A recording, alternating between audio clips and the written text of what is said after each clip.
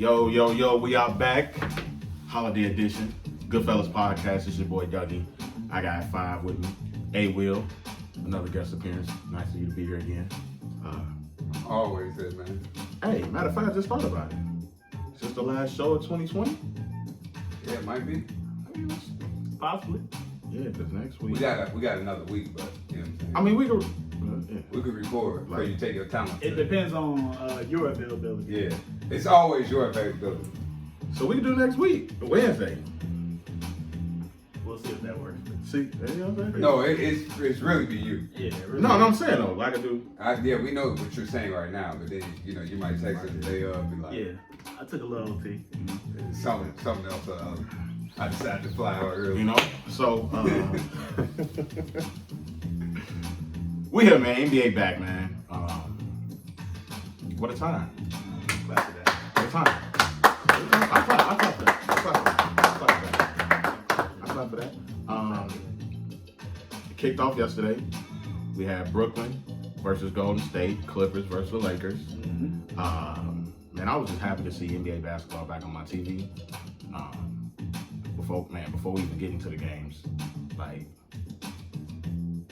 it was just, NBA's back, Charles is back, Chuck, Kenny, Kenny and Shaq, They back. Ernie. They working 2 days in a row. Man, Chuck. They are on TNT They tonight. on TNT tonight too. Yeah. Dallas versus Phoenix. Is that the second TNT game. game? That's the second game. The And first then- game is Bucks Celtics right now. Oh yeah, okay. Yeah, I'll keep that. We can keep that. That's prime time. I mean, obviously Kemba not playing, but I don't want to watch it. that's a prime time matchup. I know, but I'm just tired of seeing it. Trying to see who. The Bucks and the Celtics. So you like the Suns being on prime time for a Yeah. change? Yeah. I like seeing new teams. Like, let's see some of these new teams. I mean, I don't want to say new teams, but let's see some of these other teams. You Are know? the Suns gonna live up to it though? I think so. Okay, we're gonna see. Ooh. I We're think gonna so. see. We're gonna see. I think so. Ooh. The Knicks are winning right Chris Paul is the point guard. Don't sleep on the Knicks. You sleep on him, okay? Go sleep. Roll over. Tom Thibodeau is their coach. And they got that's 66 that's points all I right would They say. play good. They're gonna play good defense. now. They got 66 points They're scoring too now. at halftime. Okay. Well, Alec Burks got 19 points. Mm. Your boy, Maple Mamba, got 20. Mm. And this is on the road. The Maple who Mamba. are they playing? The Pacers. Pacers playoff team. Last year. It's a new year. A lot of years before that too. Yeah, I mean, it's a new year. Look at TJ Warren. This ain't the bubble. No. That man 0 for 5, 0, number zeros on the board. Damn, he out there exercising. 1 assist. How many minutes he playing? Too damn many. 15. 15. For nothing? Damn. Boy ain't got nothing but assists out there. Jesus. He exercises. He ain't got no rebounds. If you ain't gonna get no points, at least go get some boards. You Um, got to impact the game in another way somehow. So with the NBA season being here, you know what that means. It's Goodfellas predictions, right? We starting now already? Yeah, man, we need predictions. Can we talk about ring night? We did see a day of basketball. I want to go into that first and then start off. Yes, let's talk about. I mean, we got to talk about accountability, player accountability. So you want to say the standings for last? Yeah. Yeah, man. You can't just come out here, man. Not right away. What's good? Well, Wait. Let me. start with the entree. You talk don't about even get an appetizer. Let's talk about the first game of the night. All right. Right? I'm gonna give you like Chuck. We gotta watch them highlights. Yes. Yeah. I'm gonna treat you like Katie. Yes. All right. So, what did we learn from that game? So what I will say is that game. Let's tell the people what game we're talking about. We're talking about the first game of the night was Warriors, the Golden State Warriors versus the Brooklyn Nets, the new Brooklyn Nets. Obviously, the Warriors were playing without Klay Thompson, who was out for the year, and Draymond due to, I don't know if it was injury or if it was COVID. They said Yeah. hamstring. Yeah, wait, you know how that is. Okay. Fine. So Draymond's out. Clay's out. You're not buying that hamstring? No. I think it's another year of tanking for them, to be honest with you. I think it's that's just me. I think it's another year tanking. Who they tanking for? Jalen Green. Jalen Green will be in the draft next year. Who's Jake? Jalen Green is the number one player in last year's class who took the option to play in the G League. He was the first player to take the G League deal. Right. It's tank for Jalen. It's tank for Jalen. Green or Suggs? Jalen Green. I watch Suggs. We'll get on that topic, but I watch Suggs. Okay. Suggs is nice. I don't know if their team is bad enough though. What do you mean they bad enough? What is good about their team? I mean, I don't know if they like. What's good about their team? Like number one. Tell me what's good about their team. I mean, you know what? I asked somebody this earlier. Somebody was like, I said, man, the Warriors might as well tank. And they was like, the Warriors are good enough to not tank. Tell me what's good about their team. And I didn't get any response. Okay, so I'll say this, right? I'm gonna start off with this. I'm gonna apologize to everybody for hyping up Andrew Wiggins. He has zero motor, right? Zero. Okay, listen. Oh my God, watching that game yesterday, I was just goodness gracious.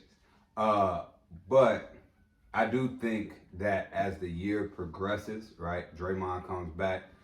I think Wiseman will get more minutes, right? And I actually liked the way he played last night.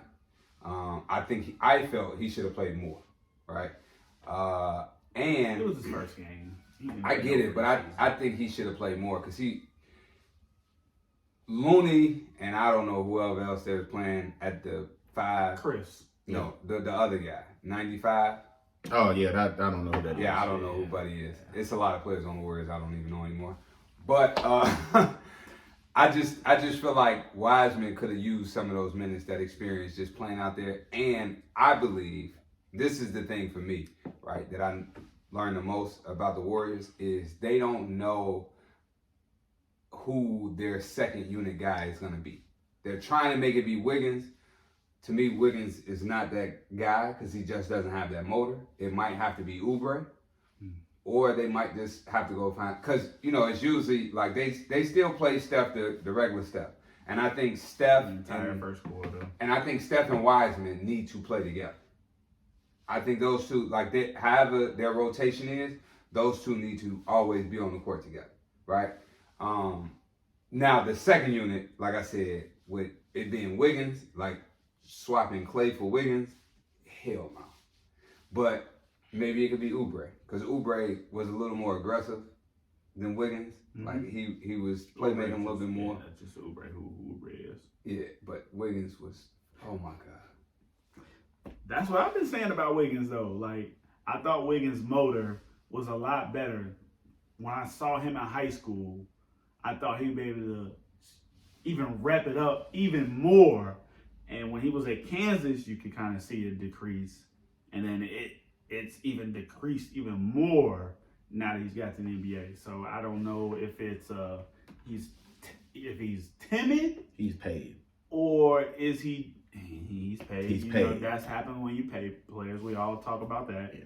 But at the same time, he was like that before he got paid. He was. His motor has never, and I think it's like now that he plays for the Warriors and he's in this role, like last year he really wasn't in the role, right? Like last year you could tell they were kind of tanking. But this year he's in that role. Like he has to be the second or third best player on the court for him. Has to be it. Night in, night out, right? He has to have a 30-point like breakout game. He has to have a 40-point game maybe once or twice, right? Like he has to be able to lead the second unit. He can't just be out there just coasting and going through the motion. Otherwise, they don't have anything. So to answer your question when you say, what do they have? I think they do have a nice starting lineup. I think they do have some nice complementary pieces around the 5 that they have. I just think it's more of a rotation type of thing, right? But if Wiggins is not going to bring that motor, if he's not going to perform, you're going to be that much more frustrated watching the Warriors than you're going to be satisfied. I will say that. Because, like, teams are definitely going to key in on Curry, right? Mm-hmm. Because he's their quote-unquote only shooter. But Wiggins can take some of that attention off by cutting to the basket, hitting open shots, just moving. Stuff that Clay did. Like, yes, Clay is a great shooter, but Clay always moved. Like Wiggins, and I seen you tweet this yesterday, a lot of players right? They don't know how to play off ball. Just about to say that. I was just about to bring that up. Yeah, I saw you tweet that last night, and I was finna send you a message like, you are 100% right? Like, a lot of players do not know how to play off ball. And it's, like, for Wiggins, it's glaring. Like, oh. I would think it was they holding, especially the second unit. Yeah. The second unit was absolutely like that. My boy Shim, who coaches, assistant coach at Dominican University, he was the one who actually started the conversation. Mm-hmm. And he was like, hey, like, I don't see no player movement, ball movement with the Warriors. And I said, my response to him saying it was a tweet, my response tweet to his tweet was, I don't think they'll ever be able to find that type of movement, player movement, ball movement, chemistry, because the new guys aren't built like that, right? AU's not built like that. Like, AU is specifically for you to, I'm not going to say just dribble it to the ground, but it's a pick and roll, you get yours type deal. Like, this is not a player movement, ball movement. That's not going to get you recruited. Like, that's how people feel. I'm not saying that's the truth, and I don't think it is the truth. I think you can play like that and also make each other look good, but don't live in that world anymore. No. Like, and you can see it in the players. You could. But to your point, I don't think when it's all said and done, they'll be that bad to where they'll have a very high pick. Who? I just don't think they roster is just Who in the bad. West is worse than them? The Kings are still the Kings. That's one team. The Spurs ain't that good. I'm not going to go that far. The Timberwolves. Oklahoma City. Yeah. Okay. Like, I mean, I just feel like it's That's teams. 3 teams. Y'all mentioned 3 teams. But I mean, when you talking about getting like I don't think they like, why shouldn't you? If you're gonna settle for being the 4th worst team in the West, that would mean if they don't tank, it's Curry not playing. That's the only, like, Curry and Draymond they not already playing. held Draymond out. You think Draymond couldn't play? If this was a playoff game, Would Draymond have played? Come on now, like, we all know the answer to that, right? We all know the answer to that. He would have played, like, bar none. Like, he would have played. This is a regular season where they've lost Clay and they've said, title hopes aren't there. We're going to compete. We're going to try to get better. We're going to try to incorporate some of the things that we want to instill in the players in our organization. Mm-hmm. But we don't have no title hopes anymore. Yeah. Like, we don't have that. Like, we don't. Like, with no Clay, like, and to your point, when you talk about player movement, none of the players have player movement. Clay fits that bill. Yeah, he moves all the time. Oh my God. And then by him moving, he's able to make guys like Wiseman better. Right. Guys like Wiggins better, who don't have the motor to go get it and go get his own. Like, he doesn't have to do that, because now guys are going to have to double Clay. He's dumping it down to Wiseman, right? And then Wiseman's turning, and then he's playing 3-on-2 basketball, and now you got cutters, you got wide open shots. Like, it's just, I don't think Wiggins, like, I don't know. See? Like, even listen to Kerr's comments about Wiggins when they first got him, right? He says he needed to be a star on the Timberwolves. We don't need him to be a star. We need him to fill a role, right? We need him to be not a star, but somewhere below that, but a constant contributor, right? Like, that immediately says, like, he doesn't think he can be a star anymore. He doesn't think like he can be a star and get us to the next level. But what That's if, just what it sounds but what like if Wiggins was never a star? That's tough to say. He's averaged 19, 20 points over his career. He just hasn't been impactful. So let's just be honest. Averaging 19, 20 points. They get you paid. It gets you paid, but that's not a star. A star averages between 25 to 30 points a game. 25 to 30? A star? Not all stars. Not all stars. No, not all stars. There's some stars averaging below 25. Jimmy averaged below 25. Yeah, absolutely. But way below 25. Jimmy does a lot more. He does a lot more in the game. And Wiggins will have to learn to do that. I don't think that's his game. I mean, Clay averaged under 25. Clay Barely 20. 22, like 20, 22. And he defends. And he draws attention. And he passes. Like, it was time, like, we watched the game yesterday. It was time Wiseman has a little man sealed on the top side of it. And he got his hand up. And Wiggins got the ball, and he just, like, dribbling. Like, he ain't even, it was just like a quick little lob up to the basket, boom, dunked his big fellow. He's not trying to make the right basketball play. I got you. So I don't know if he really, and I don't want to come at the man's basketball IQ, you know what I'm saying? But I don't know if he really sees the game the way that he's supposed to see the game. And maybe that could be Kerr's point. Like, sometimes stars, like, so to your point, AAU basketball, sometimes stars, they think, okay, all I need to do is score, right? Where there's more than just scoring to being a star, right? Mm-hmm. You got to score, you got to get others involved. You know, like, you're the leader. Like, people follow you. When you're the star, everybody follows you, right? If they're not following, like, if you ain't hustling, they ain't hustling. So you can't get mad at them. If you're not making the right pass, if you ain't making the extra pass, they not doing it. When they touch the ball, they going to get theirs. So you can't get frustrated at them. And I think, like, Wiggins is in that mentality. Like, when you go back and look at the Kansas days, when you look at Minnesota, like, when you look at Golden State, it's like he doesn't. And he's played wasn't he on the Tibbs in Minnesota at one point? Yes. So coaching isn't an excuse. He also was the third best player on the team. You had Jimmy in town, so he was. Yeah. And then you also had Rubio on the team too, so he didn't have to do any ball distributing. Like, I mean, he is who he is. He did enough to get paid. I mean, that happens. Like, everybody ain't gonna pan out to be who we think they're gonna pan out to be. All right, we're spending way too much. So I tried to get to the good stuff. So I got one more question. One more question on the Warriors. Do they make the playoffs? No. No. I thought they would, but no. I'm on board with that. Let's get to the good. Let's get to the good shit. Let's get to the good team, right? All right, let's get to who I think will be representing the Eastern Conference in the NBA Finals.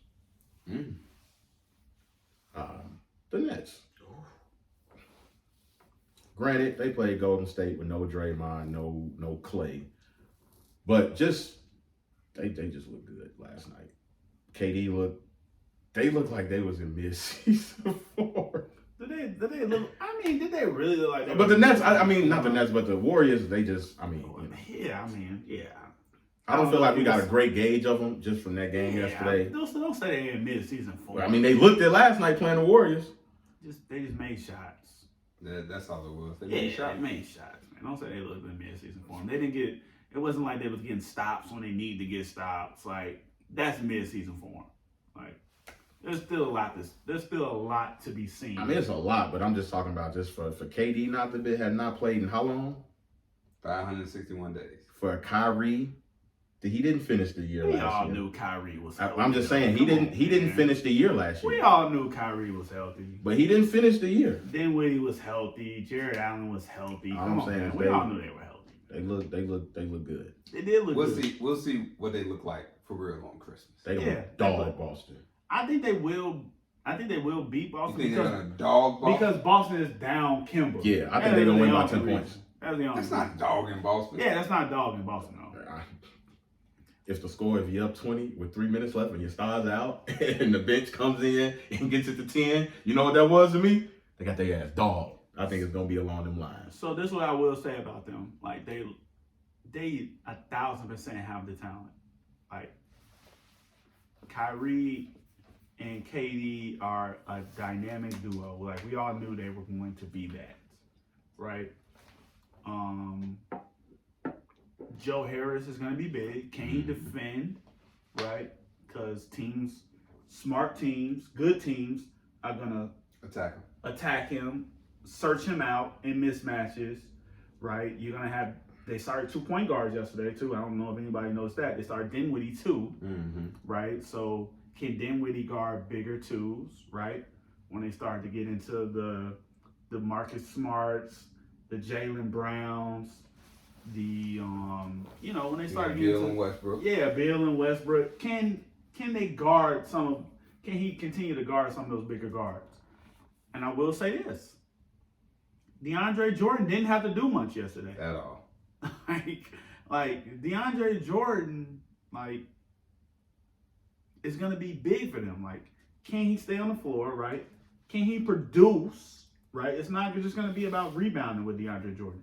He's going to actually have to make free throws, right? It's been a struggle for him, which he's gotten better at over the last couple of years.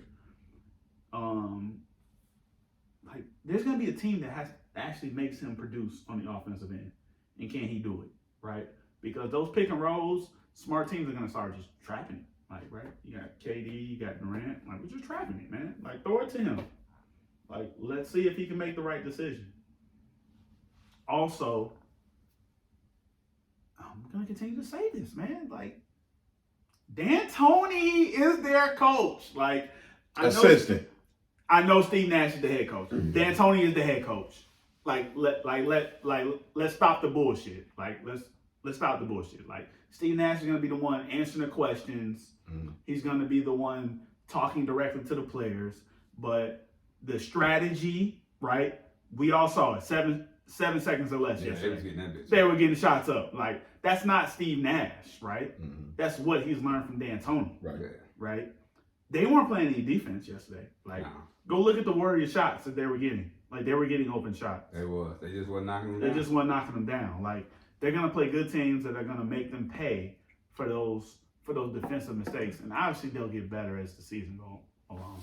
But it's a D'Antoni-driven team. It's all Phoenix staff. Listen, I'm going to continue to say that shit don't work. Like, I don't care who the players are. I don't care who the players are. They can get to the finals? They can. In the East? I mean, a D'Antoni team, that system has never gotten to the finals. I feel like if they play a team like the Heat, who the Heat thrive off of teams who play like that. Like you think you're gonna move it around on us, and you think you're gonna just make it an offensive game? Okay, cool. We can do that. Like, we can spread it around. We got scores too, Shooters. But we also defend, right? We defend at an elite level, right? And you got Jimmy on KD, right? And you're hoping that, or you got Bam on KD, and you're hoping that they can limit him somehow, obviously. And then you're just hoping that Kyrie just does Kyrie type things, right? Hoping that he makes it personal, right? Bam on KD. But you're just hoping that he make it. You're hoping that you can somewhat take KD out of the equation and make Kyrie beat you, because he will take it personal. He will take extra dribbles, right? And I know I'm talking a little too much, but I feel like that's what the Heat want. Like, they want y'all to think like it's a one-on-one matchup, like, right? That's how they got to the finals, right? Tatum, Kemba, like, Giannis, Middleton, like, that's how they got there, because they're able to focus on just one player, like one or two players, right? Try to take at least one of y'all out of the equation. The old Phil Jackson, Pat Riley type deal. That's what they both do, right? And then we make it a you versus me type deal. So you got them coming out the East already? I mean, that's my pick, right? Not just off of yesterday, but man, I just think when it comes down to it, for me with Brooklyn, and we'll talk about some more of this later, it's just like when it comes down to playoff basketball, man, like they got two of the best, like, go get your own shot guys in the league. And you need, because your offense is gonna break down in the playoffs.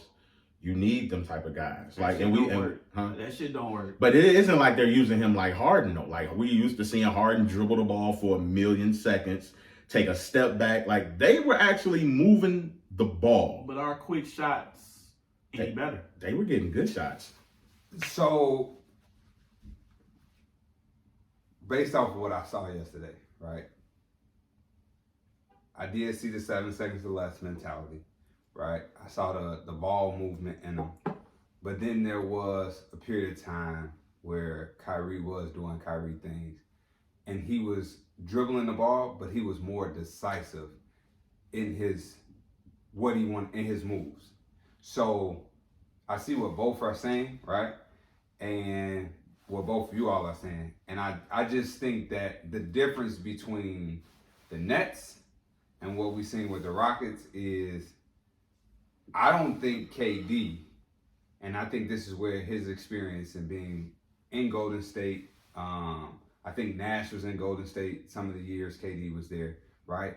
I just think being there and around that, they understand there'll be a message of moving the basketball, right? Not letting the ball become stagnant, not letting it stick to one person. So it might be a D'Antoni system, and this is one thing about like, and I think Steve Nash doesn't get a lot of credit for this because we think about Nash just like dribbling the ball, being a point guard, like, you know, going around the court, whatever. But Nash is always looking for the right play, kind of like a Chris Paul, right?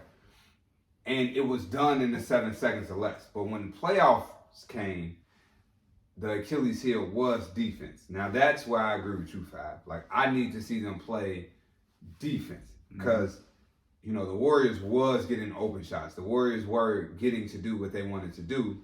And I think the fact that it was just Curry out there, I think if Draymond was there, the game would have been a little closer than what it was, right? Because Draymond is that player that's going to make the right basketball play. So I have to see, that's why I say I want to see how they play against Boston. I want to see how they play against Milwaukee. I want to see how they play against some of the upper echelon teams on the defensive end. Not offensively. I don't think they're going to struggle offensively. I need to see what they're going to do defensively. That's going to be the tell for me. But I like what I saw. They was moving that thing. And, you know, KD just, It was a mismatch, man. 7 foot, man. They got length in the front court with DeAndre, with KD, and then you still got Jared Allen coming off the bench. It's going to be interesting. And I think a good move that they made was letting Karis LeVert become their sixth man, because now he has the ultimate green light. That motherfucker, bright green, yeah, okay? Bright green. Look, it's a bright steel green. You hear me? That it stayed green. No, I agree. So I think like that's going to be the biggest thing for them. Their second unit, they already know who their guy is, and it's Karis LeVert, and he's gonna do that. And so now you get to let KD and Kyrie probably play the first quarter. You know what I'm saying? Or let one of them play majority of the first, another one play. But then you're not rushing to bring them back in the second quarter to play with the second, because you still got LeVert. And then what they should be doing is they should be taking Dinwiddie out first, right? And then they should let Dinwiddie and LeVert run together. That would be dangerous. You keep Kyrie in the entire quarter, yeah, and then you let LeVert and Dinwiddie run together. So that's going to be important as well. Like to pay attention to their rotations. You know, right now everybody's going to try to play 10, 11 guys because it's, you know, a shortened off season. It's a shortened season, so on and so forth. I get it, but you'll see the top teams, they'll start to figure out rotations because they'll understand, like, we have to have something to go off of by the time the playoffs come, because 72 games, like, it sounds like it's not it sounds like it's a lot of games, but it's really not a lot. You could look up and be 30 games in the season. Absolutely. Let's keep it moving. NBA wise, let's talk about.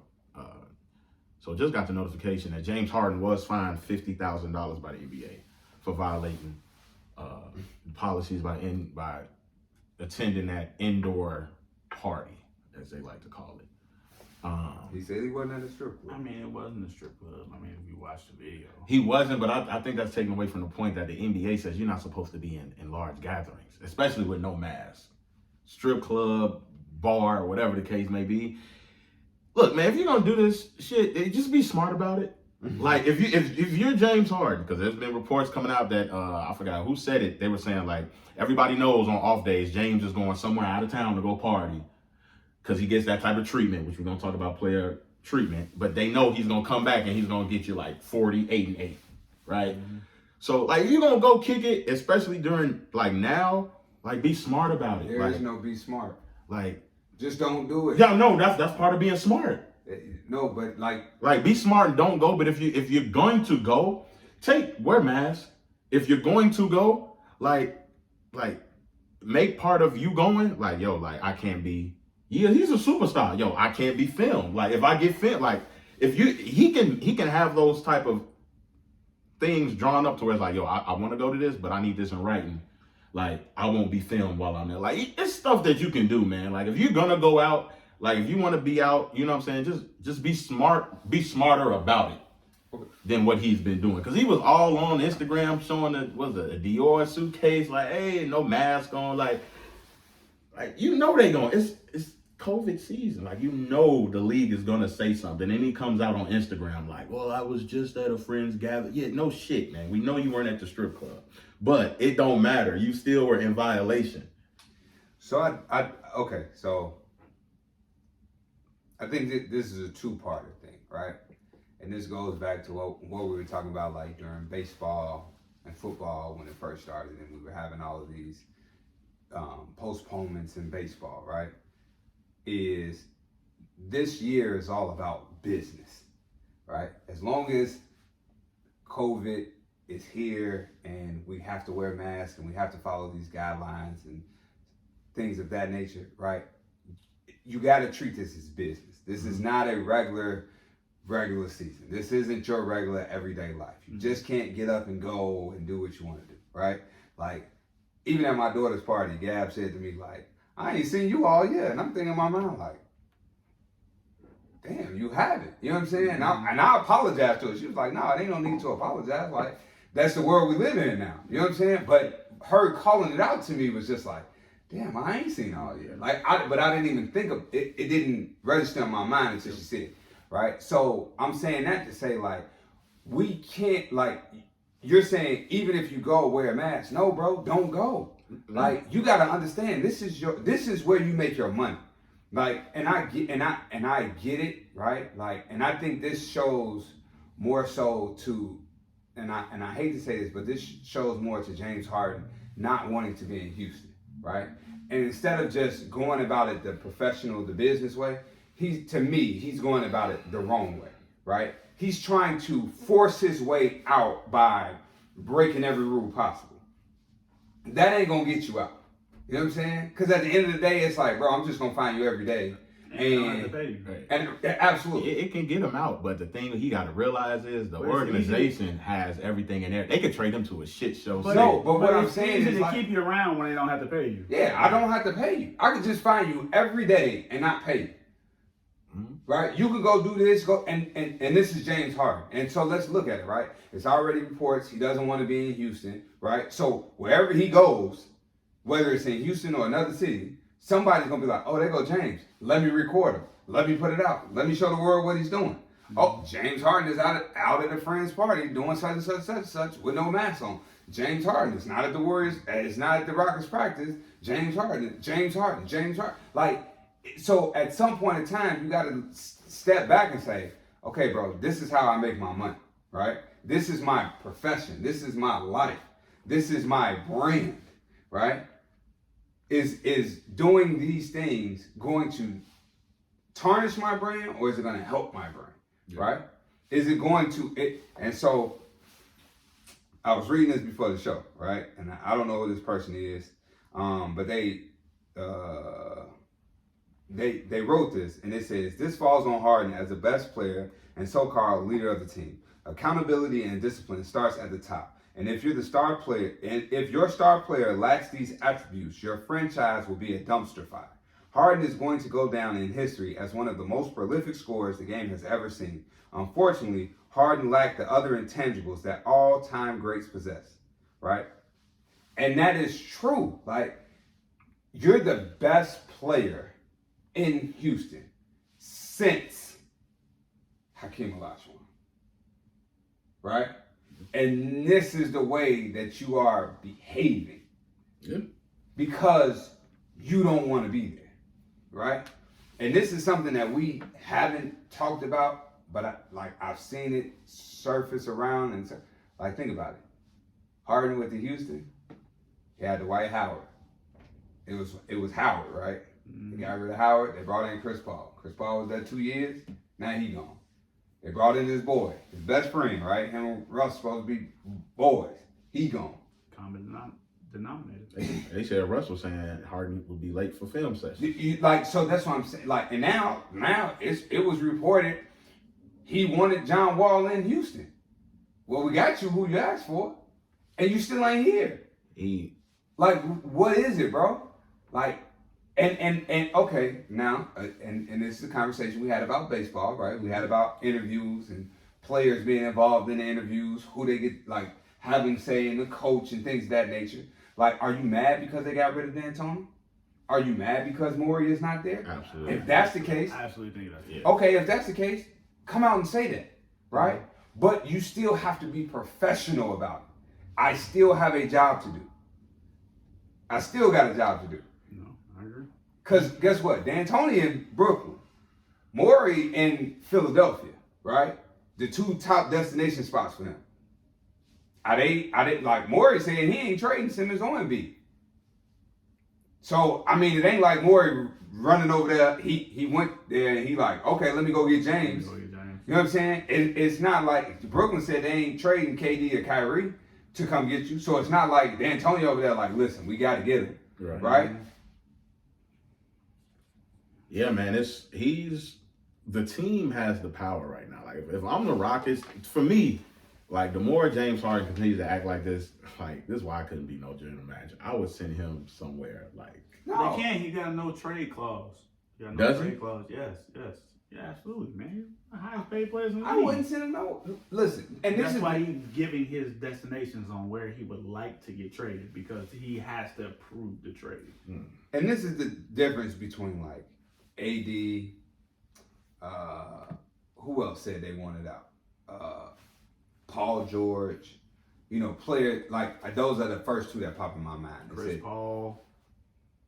Paul said he wanted out of Clippers. He's like, I'm if y'all don't trade me to the Rockets, I'm signing with them anyways after next year. So, but the difference is like they still went about it in a business-like way, right? They still went out there and they played, you know, like, yeah, you could say AD like shut himself down, whatever, the last year before he got traded to the Lakers. But he played half the games. And when he was out there, he played. He performed. You didn't hear nothing about him off the court. They shut him down because they didn't want to damage their trade value. But again, that's the organization. That wasn't AD. People will say that AD shut down. And that's fine. But again, that probably was a discussion that the organization and the player had, right? There was no AD out here doing this, AD out here doing that, AD saying this, AD ain't coming to film session, AD ain't doing this, AD ain't doing that, right? It was none of that. We didn't hear that. And we still haven't heard it to this day. No. So it speaks to the professionalism, right? I don't have to want to be somewhere, but I don't have to go in here and be an ass about it, right? And try to broadcast it to the world that I don't want to be here. Right. I can still go about my business. Harden is just right. He signed these extensions with them, right? High dollars amount. He's probably the second or third highest paid player in the NBA. And to your point earlier, right? They brought in Dwight. They brought in Chris Paul. They brought in Westbrook, right? And now you want out. Like, so why was I bringing in these players if you don't want to be here? Like, and it is a Morey thing. It is a D'Antoni thing. Like, those were his people. Those are his guys. They brought him into the system that he's the most comfortable in, right? But I just really think that, to your point, he's just being immature about it, right? You got to be a little bit more mature. And it's not like the Rockets haven't gone out and made dumpster moves, right? They brought in John Wall. He's looked good in preseason, right? They go out and take a gamble on Boogie. He's looked good in preseason, right? They still got Eric Gordon. They've still got some of the. They got Christian Tucker. Wood. They brought in Christian Wood. Like, and it's not like they just dumpster firing it and been like, hey, come back and play for our tanking team. No, they still have pieces in play for them to compete at a high level. And he's just being immature about it, right? Yeah. My brother's not there. You know, it's almost like a little kid, you know, who's who wants to go to a party, but then you say, hey, your cousin's not going to, your little cousin's, your cousin that's 3 weeks younger than you is not going to be at the party. Well, I don't want to go then. No, you going to we going to the party. You going to the party, right? Get in this car, let's go. My coach not there. My GM's not here anymore. I don't want to play for you guys anymore. No, that's not how it goes. Yeah. That's not how it goes. Like Michael Jordan, say The Last Dance. We talked about this in The Last Dance, right? Michael Jordan and Doug Collins were some of the close-knit player-coach combo that you probably ever seen. And they still are to this day. Yeah. Like, they still are to this day. Coached him twice. Yes, he coached him twice. Yeah. Like, you know, like. Chicago and Washington. And then when Mike was the owner of Washington, part owner, he brought Doug back in to coach. Yeah.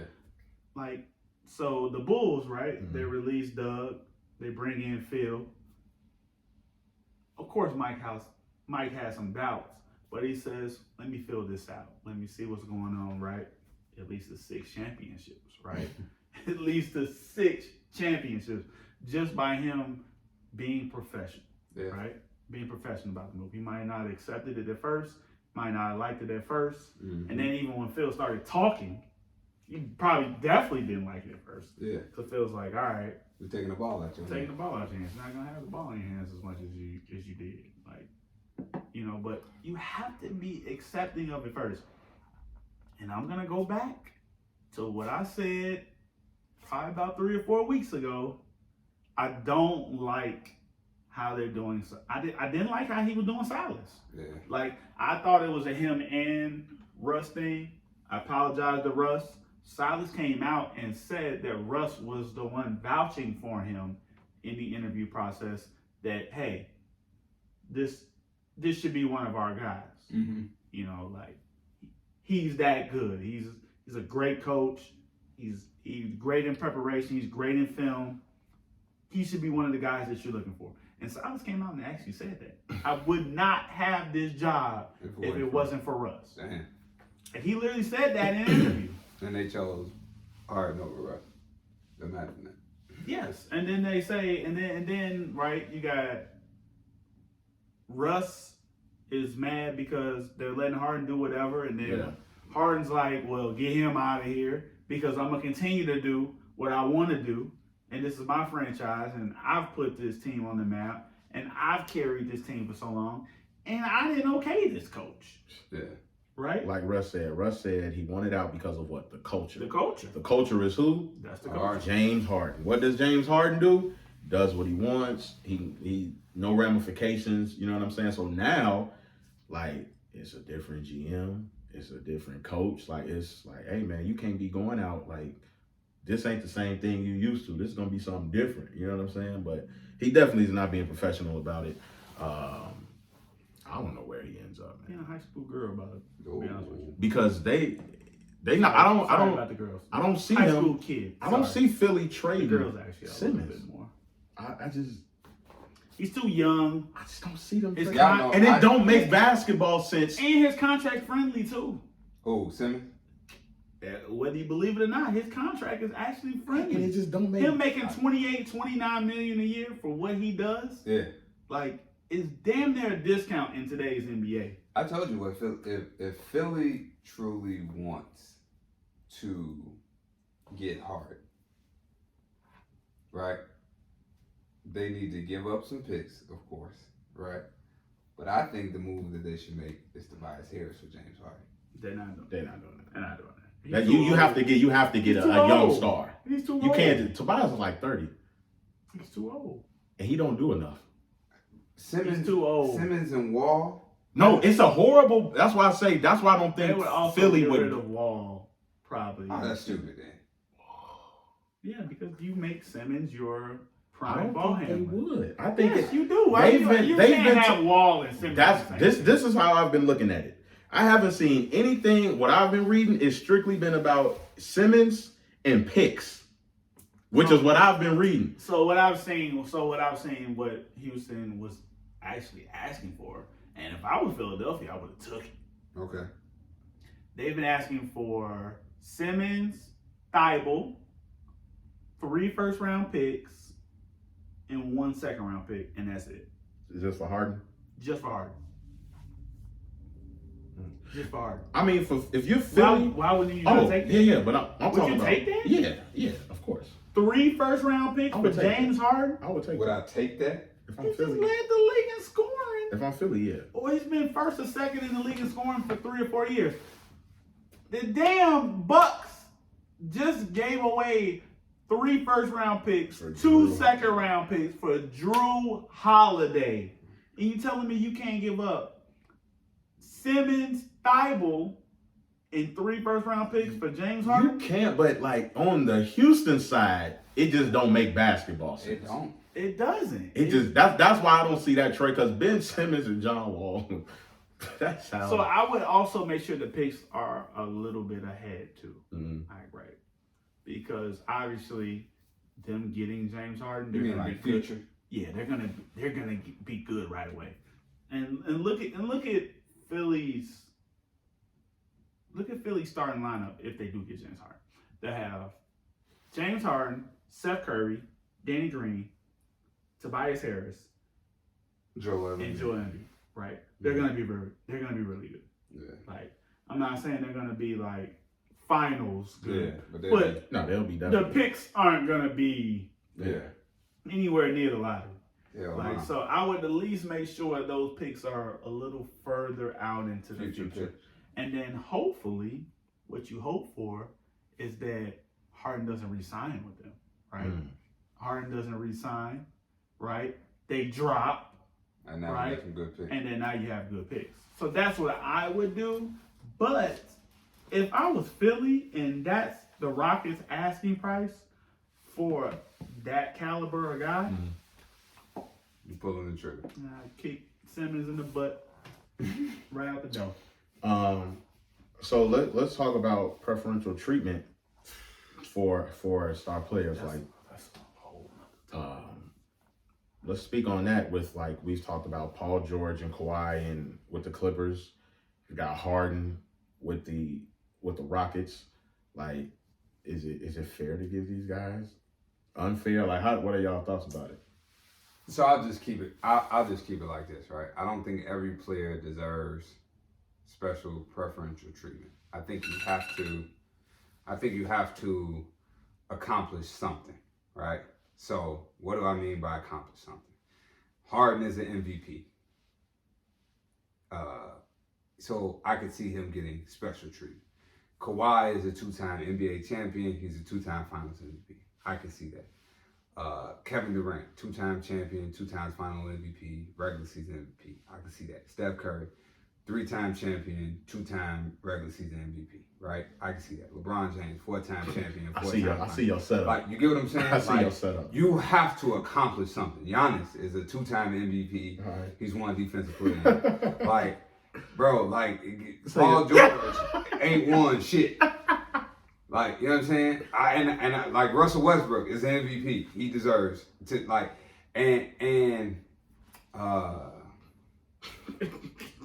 yeah, like, you know, like, god damn, like, bro, what the fuck have you accomplished? Like, excuse me, but like, what have you accomplished, bro?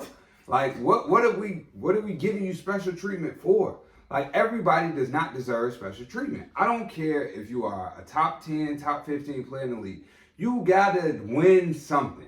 Like, you don't just become a top 10 player and now you can just do whatever you want to do. No, because you ain't won nothing. Like, what Defensive Player of the Year award does Paul George have? What MVP? What finals has he won? What finals MVP does he have? How many times has he been in the finals? Like, what, bro? Like, I think the highest he finished in the MVP voting was 3rd? No. OKC. Yeah, no. No. Like, I'm talking about, like, MVPs, Defensive Player of the Years. Like, if Draymond Green walked in here and was like, hey, bro, I need a day off, bro, you won Defensive Player of the Year. You got a day off. You know what I'm saying? You want to, and here's the crazy part about it, right? Like, outside of Harden, those guys that Westbrook, KD, LeBron, Giannis, they probably the first people in the gym, the last people to leave. You know, like, yeah, I know Brian don't practice every day, but he's still there. He's still instructing, leading, coaching. You know what I'm saying? All that. All that. He done took THT under his wing. Like, there's still leadership happening. He was ass last night, by the way. Who, THT? Yeah, he was ass. He was a little excited. He wasn't that bad. He was bad. He wasn't that bad. I'll tell you who was I bad. slapped the hell out you. I mean, if Kuz was here, THT was right here. I'm going to tell you who was bad. No, that motherfucker's bad. What's bad? What were you expecting? I mean, That's the first. What were you came off a expecting? very good Preseason. Yeah. which I was definitely expecting him to at least be productive. How many minutes? I don't think he played enough minutes. I was finna say, man wasn't even out there that long. He didn't need to be. He was negative. I tell you who was bad. Kuz wasn't that. No, I ain't talking about no players. Oh, I ain't talking about no players. coaching? Brown was bad. There you go. He was off. But I ain't even talking about bad. The man played 11 minutes yesterday and had 6 points. He had 3 fouls. He was not horrible last night. Who? He had 3 fouls in 11 minutes. I mean, that's something that can be That's controlled. a foul every 2.5 I mean, minutes. shit, we dogged KCP all last year. And then he comes up super clutch, like the man first game, I was just expecting a little bit more. The momentum was going his way. It's regular That's season now. It's hard. The momentum was going his way. It still can, but he First of all, he didn't even play last year. He did. Like, Yeah, he's he playing. shouldn't even have played 11 minutes yesterday. Like, I he think he didn't deserved play it. at all. No. He didn't play at all last year, y'all. He Like, played in the bubble a little bit. he played. He did have that big game against Right. against Houston. That was one game. He gave him some good minutes though. He was shocked when the coach. He called gave the him game. some really good minutes, and all of the stars vouched for him after that. Like he'd be ready. I think he was just shocked. nervous yesterday. I will say this: Nervous. he is He played definitely. against them twice. We played them twice. Nervous. Yeah, he was the got main that- guy. He had that ring. You know what I'm saying? He was doing practice moves on them. It He ain't that. probably got a couple text messages Hey, when look. he went in that halftime. Because he didn't play. He'll be He all played in the first half. He'll be alright. He'll be He'll alright. be all right around the bench. He'll be alright. He'll be No, alright. but But you know. special treatment. They were +7 with him on the court too. Yeah, it was probably like the last 3 minutes when they were getting blasted by 20. But and they got it to what, 16? Well, we ended up losing by 13. 7. He actually was one of the few players with a plus. What was? Hold on, a damn sure one when he was in the game. No, he was. Yeah. They in the first half. He was playing good in the first half. Bro, he Who didn't. was playing good in the first half? THT. What did he do that was so bad?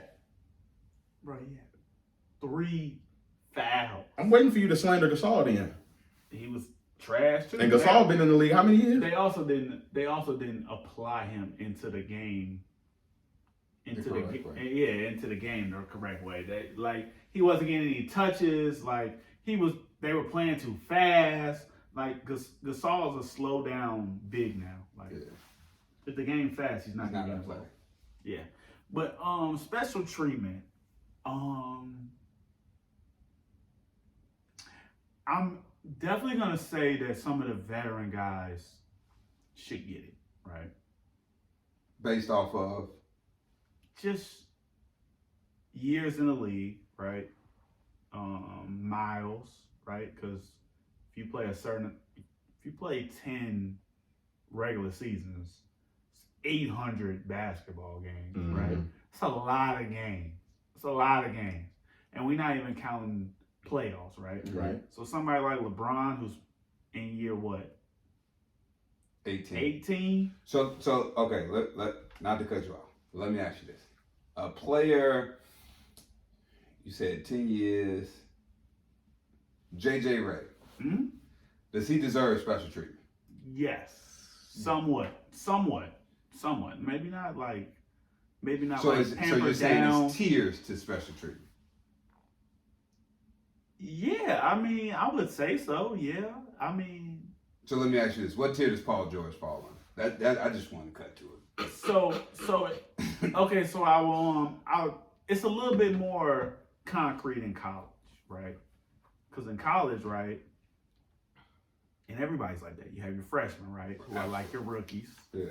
right? And then, like, you already know where they're at on the totem pole. At the bottom. They at the bottom, no matter how good you are. Unless you're Carmelo Anthony, And he probably was at Syracuse, you know. Like, nah, because that team was fairly young, just entirely. So it was just like a totally different, like, scenario. But even look at, like, Anthony Davis, like, with Kentucky. Like, they were hazing him. Like, obviously the video, we saw the video. But they were hazing him as a freshman at Kentucky. Right. National Player of the Year. Right.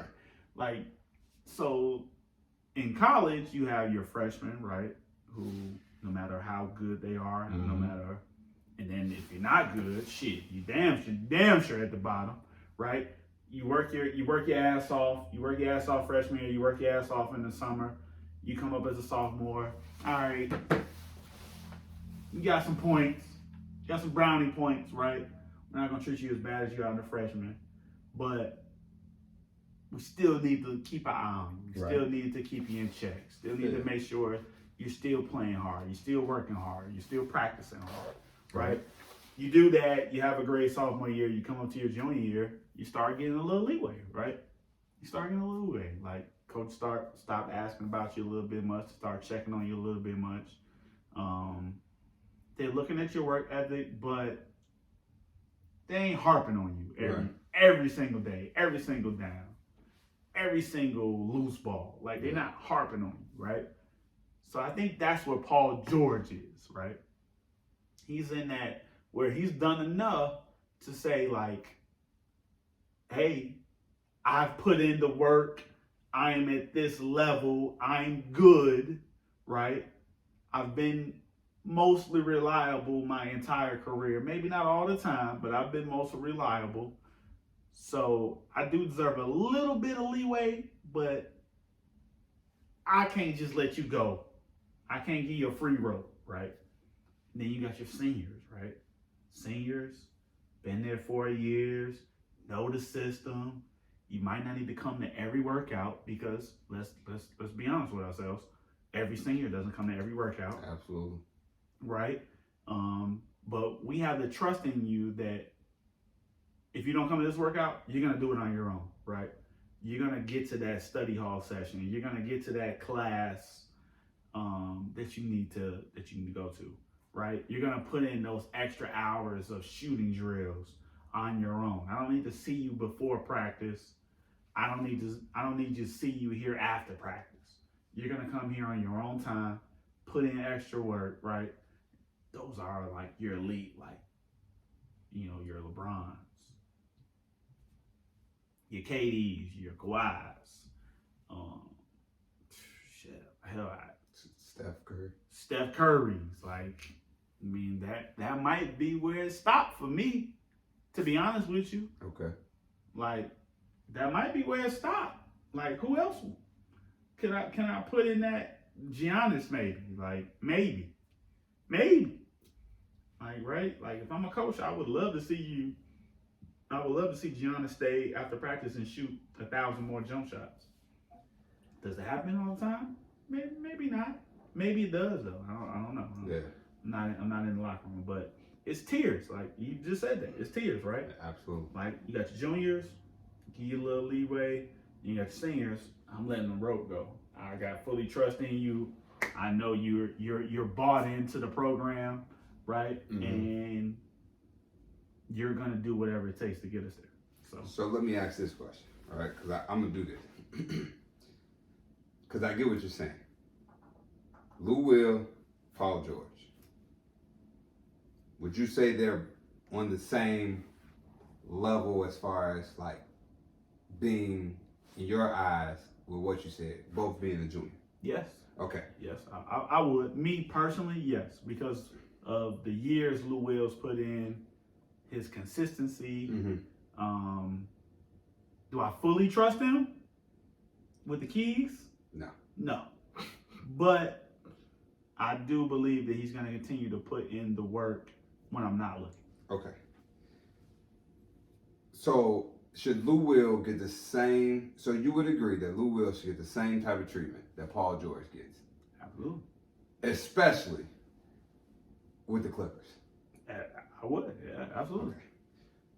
And I think that's where like the issue with them comes, right? Because you have a player like Paul George that They traded how many picks for him? but it's not even just about what they gave up for him. I think it's his mentality, right? Like I think Paul George believes he's in that senior tier. He does. And he's not in that senior tier. No, I'm with you. And to me, it's because what have you done? Like I get what you're saying. The consistency, you know, like he's been there, you know, his years of service, things of that nature. I understand that. But you're still missing something, right? I can't fully just turn over my franchise to you and say, hey, I know we're gonna get there. I know we're gonna do this, right? Like, and I'm not one of those people where I'm gonna sit back and say, oh, he said he wanted to stay in Indiana, he said he wanted to stay in Oklahoma City, now he said I'm not one of those guys, right? Like those are the politically correct things to say. That's what you're supposed to say, right? So sometimes you gotta understand, like, politically correct statements, you gotta just take it as that and throw it out the window. Like you're supposed to say it. However, right, I need to see you. For me, my thing with Paul George, and I agree with Doug here on this, just shut up and perform, bro. Like, stop talking. Like, it's okay to be quiet. It's okay to let your play do the talking. Like, and I think that's the difference between him in Indiana versus him in OKC versus him now in Los Angeles, right? In Indiana, he just played. But is it the media? Is it the media or is it him? I believe it's a combination of both, right? It's to me, it's him. I believe it's a combination of both. And here's why I say this, right? Because no matter how bad Paul George plays in the playoffs, every year he is always done what? One of the top 5 two-way players in the league. Arguably top 2, right? Reggie Miller said it at least 4 times yesterday. The Clippers still have the top 2 two-way players in the league and Paul George and Kawhi. Sometimes y'all just got, like, as the media, you just gotta, bro, he wet the bed. I don't care how good he was the year before. I don't care how good he was in Indiana. I don't care, like, and this is my issue a lot of times with media and a lot of times with management, is they go off of potential, they go off of what has been, right? What did he do last year in the playoffs? Who did he stop? Where was this top two-way performance at any point in time in the playoffs last year? Right. In the bubble. It wasn't. What about the year before? It wasn't. What about maybe a couple years before that? It wasn't. Right? So to me, it's like, yeah, we don him as one of the top 5 two-way players in the league because there's not a lot of two-way players in the league. Or maybe we're just not noticing a lot of two-way players in the league, right? But I believe just like players fall out of top 10s, just like players fall out of top 5s, top 15s, top 20, like you even said it about Russ, right, before we got on the show. Russ might not be in some people's top 15 anymore, right? Crazy. Which, like, is crazy. But if Russ can fall out of your top 15, Paul George can be not considered a top two-way player in the league. Because he has improved it in these last 3 years. Yeah. And so, in that within itself, I believe it's both. The media still pumps him up, and he believes that. Instead of him just shutting up and going to perform. Just shut up and perform, bro. Like, show up every day, bust your ass, be a leader, do what you're supposed to do, go out there, perform. In the post-game press conferences, say the politically correct things, move on. Move on. Like KD could have said so much yesterday in his post-game conference, and he just kept it real short and brief. Why? To me, because he ain't played in 561 days, right? He can go out, nigga, I'm still Kevin Durant. I'm still second, if not the best player in the league. He didn't say none of that. A lot of work to be done. That's exactly what he said. But Paul George on the opposite end is like, okay. He's still trying to defend himself. It's He bro, is. let it go. I don't think KD likes Charles as far as That's Charles' cool. comments. That's cool. So that's why I think he was Also real was short. Kenny asking questions too, But he wasn't super short with Kenny. But he gave Sure a enough. politically correct answer, and he didn't moved on. He didn't talk It's about the first himself. game of the year. He didn't big himself up. So Wow. Paul George, like yesterday after the post game, like, well, my shoulders are back healthy. Nigga, you said that last year. Like, he said the same thing. Like, bro, he keeps, like you say, he keeps having to defend yourself. He was like, you don't know coming off. Yeah, and he's thrown Doc Rivers under the bus. Like, Doc Rivers wasn't the reason you were shooting shots off the side of the backboard from the corner, bro. Like, Doc Rivers wasn't the reason for that. You know what I mean? I mean, even Kenny said yesterday, like, talking about the game, that they're using him the exact same. Nothing is changing. Like, nothing is changing. Nothing is changing. He's just got more aggressive. Yeah, like, dude, like. Nothing has changed about his role on the team. No. And Doc Rivers said that. It's going to be some more pin downs for you. Tyronn Lue was my assistant coach. He was my assistant coach. Like, it's going to be the same thing. Like, nothing's changed. And I think, like, again, this is why I say he just needs to shut up and play basketball. Because, again, he's defending himself a little too much. But Tyronn Lue has always been under Doc Rivers except for the years he was in Cleveland, right? Right. And then he was 1 year under Blatt. And then the next year they got rid of Blatt and then he took over, right? What offense, what set, what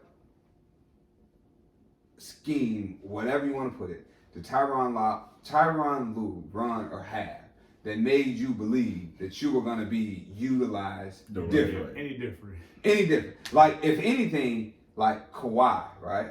Like, and Nate said this yesterday in the game. Kawhi went to Tyronn Lue and said, hey, you played in the triangle, right? I want to play more in the triangle, right? But you can see where Kawhi was catching the ball. Mm-hmm. Kawhi maybe took two or three threes yesterday. I will say he did dribble a lot less yesterday. Like, you see, because Kawhi, watched film, understood what was going on last year, maybe wanted to change something, but he went to the coach and said, hey, this is what I want to do more of, right? This is where I think I can be the most effective. Like, going on a podcast, going in the media, doing all this talking that Paul George is doing, you ain't saying nothing to your coach. What if you went to Tyronn Lue and said, hey, this is what I would like to do, or this is where I feel I can help the team? You leaving it up to the coach to decide, and again, Lue ain't ran nothing that made you believe he was going to be utilized differently. I will always say this will be Paul George's biggest factor in the way that he plays. His ability to get to the rim, right? And he talked about yesterday about, I didn't settle for a lot of shots. I was able to penetrate, get into the defense, get into the lane, right? That's not Doc Rivers. Like, Doc Rivers can call the play, but you're shooting the shot. Yeah, you're the one reading the defense, right? You're the one settling for jump shots, right? Doc Rivers not saying, hey, you come off this pin down and shoot the jump shot, and then we go, and then hit or miss, we go back down the court and we play defense. Like, no, like, he's not doing that. Like, it's a pin down, you catch it, you read the defense, right? If he's up on you, you swing through, you get into the lane, and then you penetrate. I mean, that's what all coaches are saying. I've been in enough huddles to know that, right? To know that the coach is not just telling you, like, catch and shoot. He's not treating you like you're JJ Redick, because you're not JJ Redick. Right. He's not treating you like Ray Allen because you're not Ray Allen. You're not Ray Allen, right? Yeah. So my thing is, like, just like you, stop with the excuses, bro. Admit it, right? Admit to your faults, right? Admit to your faults. I played bad. Didn't play up to par. I didn't play up to my standards, right? Because my standards are here. My play was here, right? I'm looking forward to, I worked on my game all summer to get it back here, right? I played here tonight, right? And I'm looking forward to keep it going. And I'm looking forward to keeping that momentum all season and to helping my team win all year long. That's all he had to say. That's all he had to say. That's all he had to say. He didn't have to say anything else. But he wants to feel like he's trying to talk himself into that category. It's almost like with me, like when KD won them 2 rings, obviously everybody was like, oh, he went to Golden State. Ooh, out the bell. It's like, dude, you've won now. You should not be talking about that no more. I went there what I to do. Like, no, you can't, as Kevin Durant, you can't talk to somebody and change their mind on how they view you. But I think that's why KD doesn't talk about it. Right, that's what I'm saying. So I think he's finally like just recently like realized that like I really can't change this shit. But man. the biggest thing that KD, I'm gonna say this, the biggest thing KD could have ever said to the media was, "I'm Kevin Durant." I'm glad you said that. Right? I'm Kevin Durant. Because Paul George can't say that and we be like, oh, I'm Paul George. We not gonna look at him and be like, oh yeah. No, I agree. No, I agree. Like, yeah. But KD's gonna look at you like, I'm Kevin Durant. I'm a 4-time NBA scoring champion, right? I'm one of the youngest players to ever reach 20,000 points or wherever the hell he is, 15,000. Yeah. Like, I'm Kevin Durant. Like, I'm one of the greatest players to ever play this game. But that's what I'm saying. Whether y'all like it or not. But that's what I'm saying. That's the difference to me. Yes, like Kevin Durant has done things that Paul George would never be able to do. And it's like, so yes, if Kevin Durant was to be on the same team as Paul George, hell yeah, Kevin Durant gonna get better preferential treatment than Paul George. Look at what he's done. Look at what he's accomplished. Look at who he is. Like, and that's what, like, sometimes you gotta understand. Listen, I ain't Michael Jackson. Maybe I'm Tito. Maybe I'm Jermaine. Right? I don't know. Maybe I'm Janet. Maybe I'm Marlon. Janet was not Janet. No, but what I'm saying is, Janet like, had a nice career. Might be Randy. He could be Janet. He might be Randy. No, he could be Janet. He could be. But guess what? Janet. Guess what? Janet ain't better than Mike. And you can Kawhi's Mike. So you gotta just accept being Janet. Well, he playing like he Randy. So my thing, I agree. So my thing would be, what can get Paul George to that level? So what can get Paul George to that level? I'm gonna say this. Hold on. Go. You answer first. What can get Paul George? This is why he feels like, to me, number one, you saw the big contract extension he's got, right? He feels like he's being paid as a top tier player, right? He had no choice. No, wait. Number two. But there's more players. No, I know. But this don't use the money. No, I am, because he already feels like he's in that category. Gobert just got the same money though. Listen what I'm saying. Paul George getting that money to him, he feels like he's one of them guys now. What they traded to get for him, he feels like he's one of them guys. Like, all of the things that's been going, like his play recently, he shouldn't be paid all that money. What I'm trying to ask is, what would make you feel like Paul George is worth the money? Like, I believe he's done a lot, okay. Right? So I'm gonna say this, right? I believe that Paul George, in order for him to get the type of treatment that he deserves, he needs to win an NBA championship, right? And he needs to be in the conversation for Finals MVP. I'm not gonna say he needs to win it, right? But okay, let's just look at it like this, and I'm gonna keep it a buck. I'm gonna keep it a buck. Anthony Davis, when he was in New Orleans, he felt like he was one of those guys, right? Just because of the situation he was in and what he was able to do in that situation. Okay. Now, let's just be real. Anthony Davis only made it to the second round one time, right? He made it to the playoffs a couple times, right?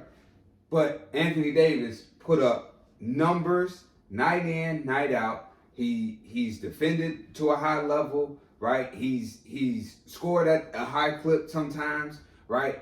Anthony Davis, I hate to say never, but Anthony Davis struggled with getting New Orleans to where people thought Anthony Davis would get New Orleans, right? And there's a lot of things that are out of his control.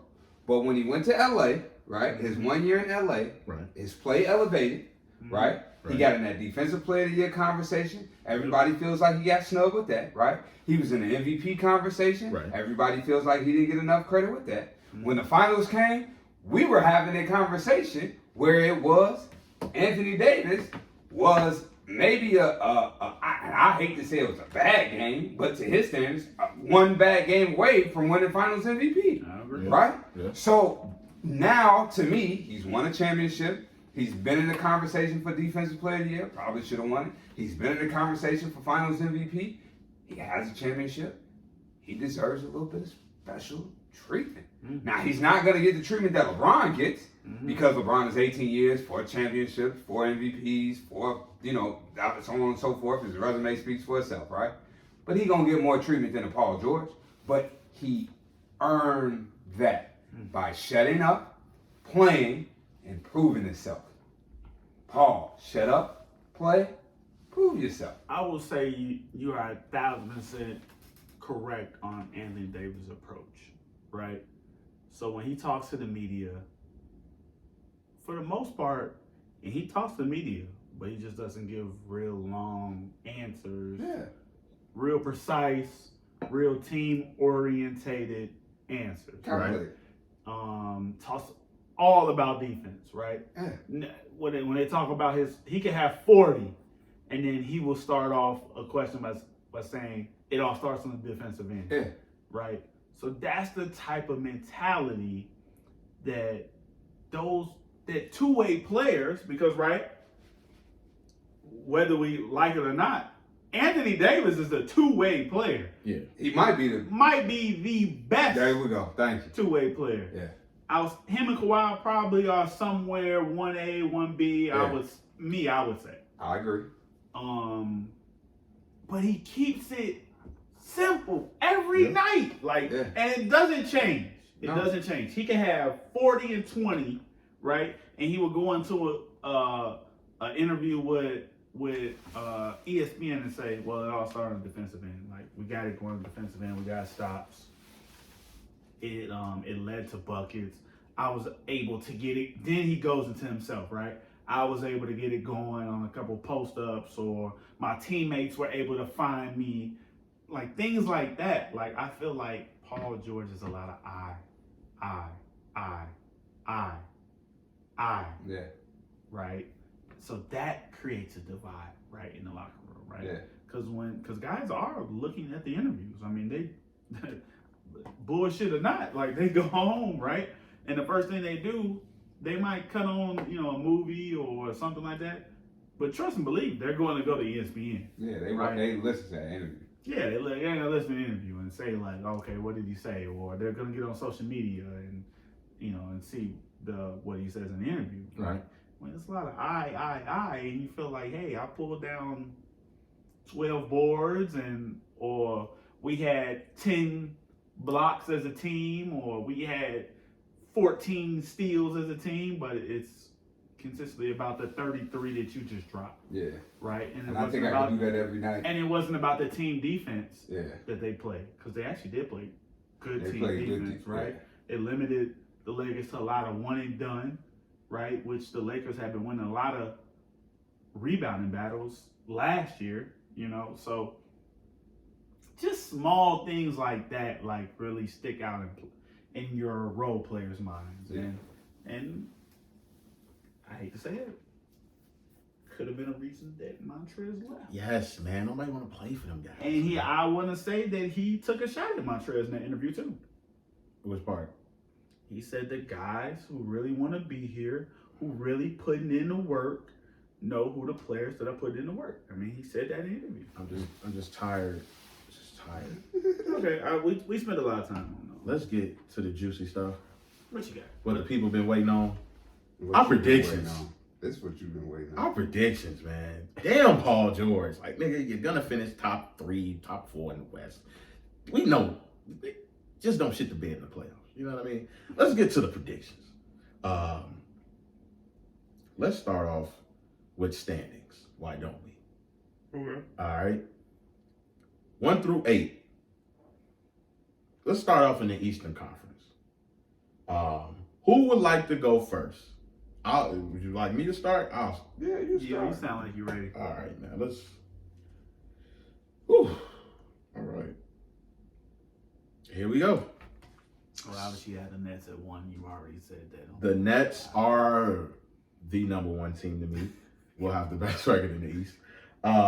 Number 2. Actually, I'm going to go with the Bucks. So, Number 2? Still gonna go with the Bucks. Number 2. Not mad at that. Number 3. I'm going to go Boston. Still gonna go Celtics.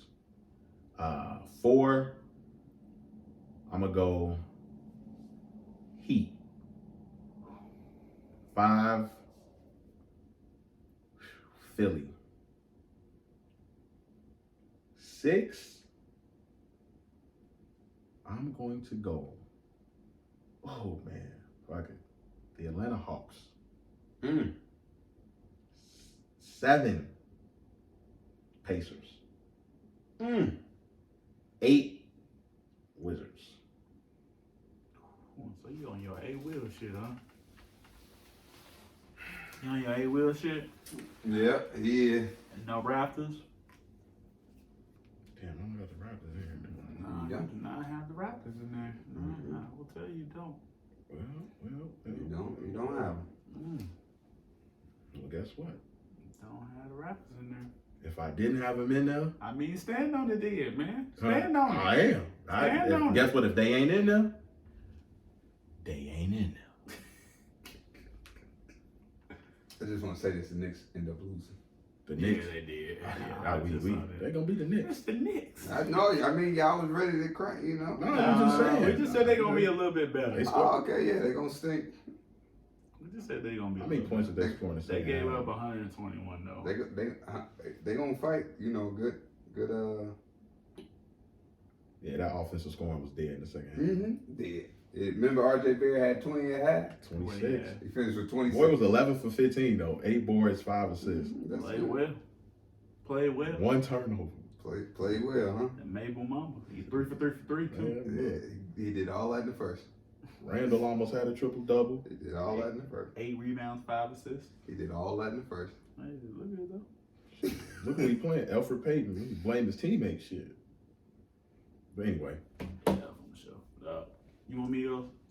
Or you want to All right, go. go? Go ahead.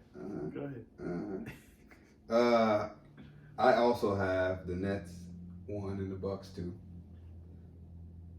I think you had the Celtics 3 too. I Right? did. I got the Celtics 3. So we agree right there. Top 3. Right. Nets, Bucks, Celtics. Okay. 4. I got the Miami Heat. He got the Miami Heat 4. Oh damn. Okay. 5. I got the Sixers. He got the 65. Oh, okay. Well, here's where it shakes up. Here's where it shakes up, brother. Are you ready to hear this? yeah. Okay, I got the Wizards 6, All right. the Raptors 7, All right. and the Hawks 8. All right. I will not do what I did last year and count the Raptors out, okay? The Raptors will make the playoffs. That's crazy. You about to jinx him. It's okay. So the team, okay, so I'm just gonna say this: the common denominator team that y'all have not making it is the Orlando Magic. Yeah. They actually won today. You got the Magic making? They beat the Heat actually too. That's fine. You got the Magic making? The Heat played in the finals. Yeah, I mean they've had 71 73 days off. Yeah. 73. No. Lakers had 72. They had 73. 73, yeah. All right. So my standings, I'm gonna have the Bucks at 1. Okay. Yeah, Budenhauser teams they just don't lose a lot of regular season games. Like they win regular season games. So I'm gonna have the Bucks at 1. I had the Nets at 2. I'm gonna have the Sixers at 3. That depending on a Harden trade or as is. As is. Okay. I mean, I really think the moves that they've made are fit for Simmons. All right, by adding Steph Curry, by adding Danny Green, those moves will put them back into kind of the mood that, well, not mood, but the strategies that they were having when they had Redick, Bellinelli. Like, I'm not saying Green and Curry are as good as shooters, but they are those type of shooters. I think the Celtics will finish 4. Kemba being out for the first month is gonna hurt them. I'm gonna say Miami's gonna finish 5. Okay. I'm going to go Toronto at 6. I'm going to go... Who I got? I'm going to go Washington 7. I think long as Westbrook stays healthy, Washington will be the 7th seed. And the team that I have been high on for the last year, the Atlanta Hawks, will be the 8th seed. Okay. So who didn't you have making it? The Orlando Magic. Okay. Gotcha. And the Pacers. I don't got the Pacers making it. I don't think the Pacers will make it. Okay. All right. It sounds dumb by saying that because the Pacers have actually been pretty solid over the last couple of years, but Everybody can't make it. I'm just real high on the Atlanta Hawks, man, and they're smashing the Bulls right now. And I know the Bulls are the Bulls, but the Hawks will be good. Like, and I've been saying this for a few years now. Like, they are built to be good, right? They spent money in the offseason, and you want to know why they spent money? Because all of their young players are some of the giants in their organization, and they're on rookie deals. They got 5 players in double figures right now. Like, they're going to be good. Like, they're going to be good. Like, don't be surprised if the Atlanta Hawks are contending to come out of the East in 3 or 4 years. I'm going to continue to say that on this podcast. The next 3 years. 3 years, 3-4 years. Don't be surprised if the Atlanta Hawks are contending to come out of the East. I'm going to continue to say that. Put me on record saying it. Well, That's my East. Go ahead. Let's go ahead to the West. All right. West. Number 1 record. I'm still going to be Lakers. I'm still picking Lakers. Number 1. Why? A lot of new faces. I just feel like their bench got better. Are they gonna have? I mean, are they? I like the additions that they made, even though they lost some key pieces, but I still like the additions. Okay. So I'm gonna say Lakers. Just trying to start with the pot. Lakers 1. Now, this is really who I wanted to say is gonna have the number 1 record at least. The Denver Nuggets. So I got them at 2. Got the Nuggets at 2. I got Clippers at 3. I have, this where it gets juicy. I got the Suns at 4. Oh.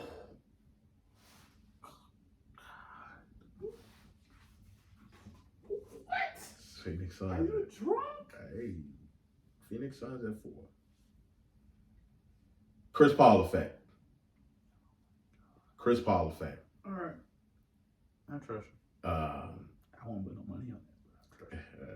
Suns at 4. Blazers at 5.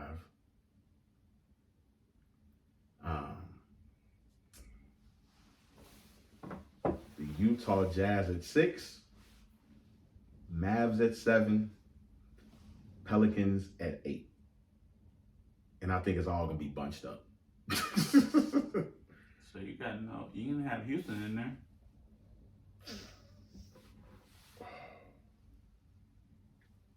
You're right. And if they ain't in there, Stick to your guns. they ain't in there. Interesting. Suns at 4? You sure you want to do that? You don't want to change that? No, just stick with it, man. You on air saying that. You know that, right? Suns at 4, man. Suns at 4. Oh, and you know what that means? Devin Booker will be an MVP candidate this year. He'll be top 5. Go ahead, please.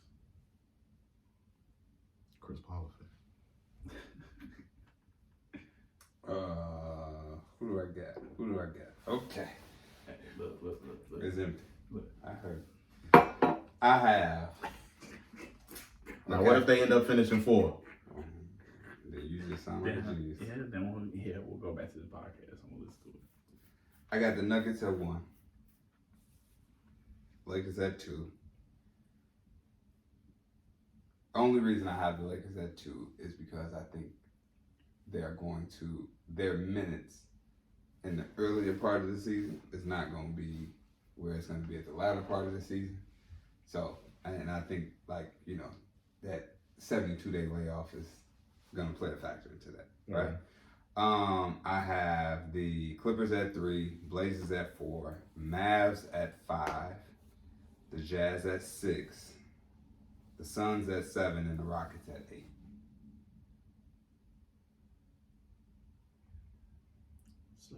So obviously you don't have the Thunder making it. No. Do you have the Pelicans in there? No. Okay. So you have. I got everybody from last year. It's just that well, except the Suns instead of the Thunder. Replacing the Thunder. Yeah. That's it. Hold on, say your top 4 again. The Nuggets, Lakers, Clippers, Blazers. I have the Blazers at 4. Okay. All right. Y'all ready for mine? Yeah. All right. He gonna have the Blazers at like 7. I actually like the Blazers this year. You said you got a who? I actually like the Blazers this year. I I have the Clippers at 1. I think all the bullshit about special treatment is going to make their players play more. Like, I think you'll start seeing Kawhi playing some back-to-backs. Okay. It's a shortened season, so I don't think you'll see like Kawhi play like 50 games. You'll see Paul George play 50 games, missing 20 games. I don't think that's going to happen this year. So I think they'll win more games. They'll be the 1 seed. They'll be a little bit more motivated too. Lakers won't be motivated at the beginning of the season. Almost guaranteed. Yeah. And if you looked at their schedule is pretty hard. To begin the year. Yeah. Like, AD and LeBron didn't play the first 2 preseason games. Played limited in the last 2. Like, so it's gonna take them 10 games to even get revved up. Yeah. And get into the mode. And they have a lot of new key pieces, right? Fit in Schroeder. He's starting, so LeBron is no longer actually playing point, right?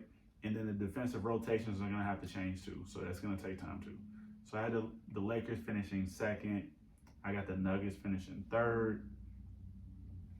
I have the Mavs finishing 4. I think the Mavs will make a leap. I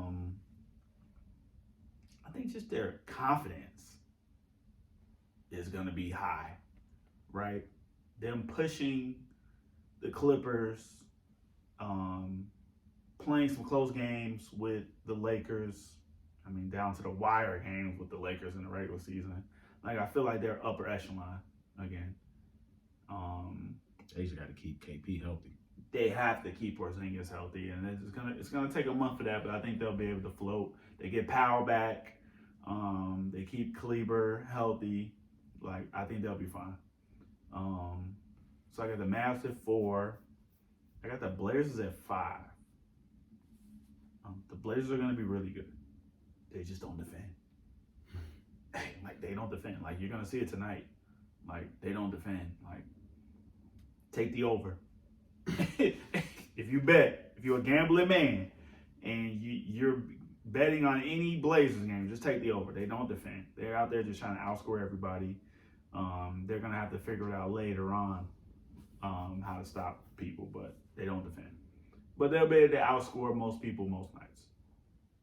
I'm going to have the Suns at 6. Oh, no. I take that back. I'm going to have the Jazz at 6. Them getting Bogdanovich back is going to be key. They've had a year with Conley.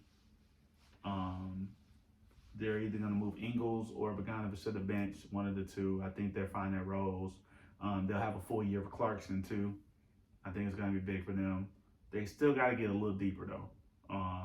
They brought back, what's the name, too? Favors. They brought back Favors. So I think they'll be able to fill some roles. So I got the Jazz at 6. At the Suns at 7.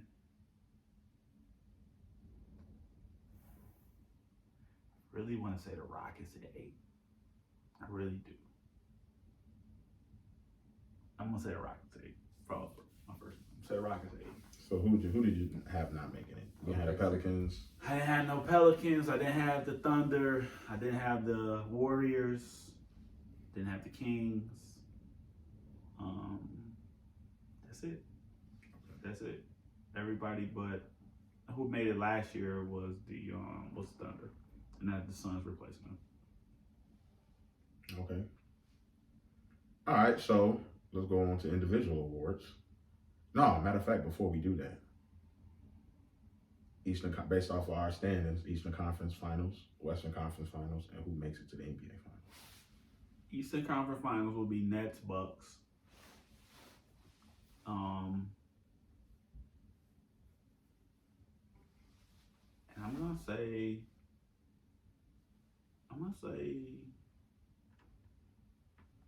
say Clippers, Lakers. Finally gonna get Clippers Lakers this year. Like, I just think that I still think that the Nuggets were lucky to be there. Like, I legit do. Like, even though they're gonna get better, right? They get Barton back. They get a full year of Harris if he stays healthy. Porter grew up a little bit. Like, they brought back, Millsap. I just think they were just lucky to be there, man. I'm not a believer in the Nuggets long term. Who you got it with? Nets, Bucks. Ooh. Lakers versus.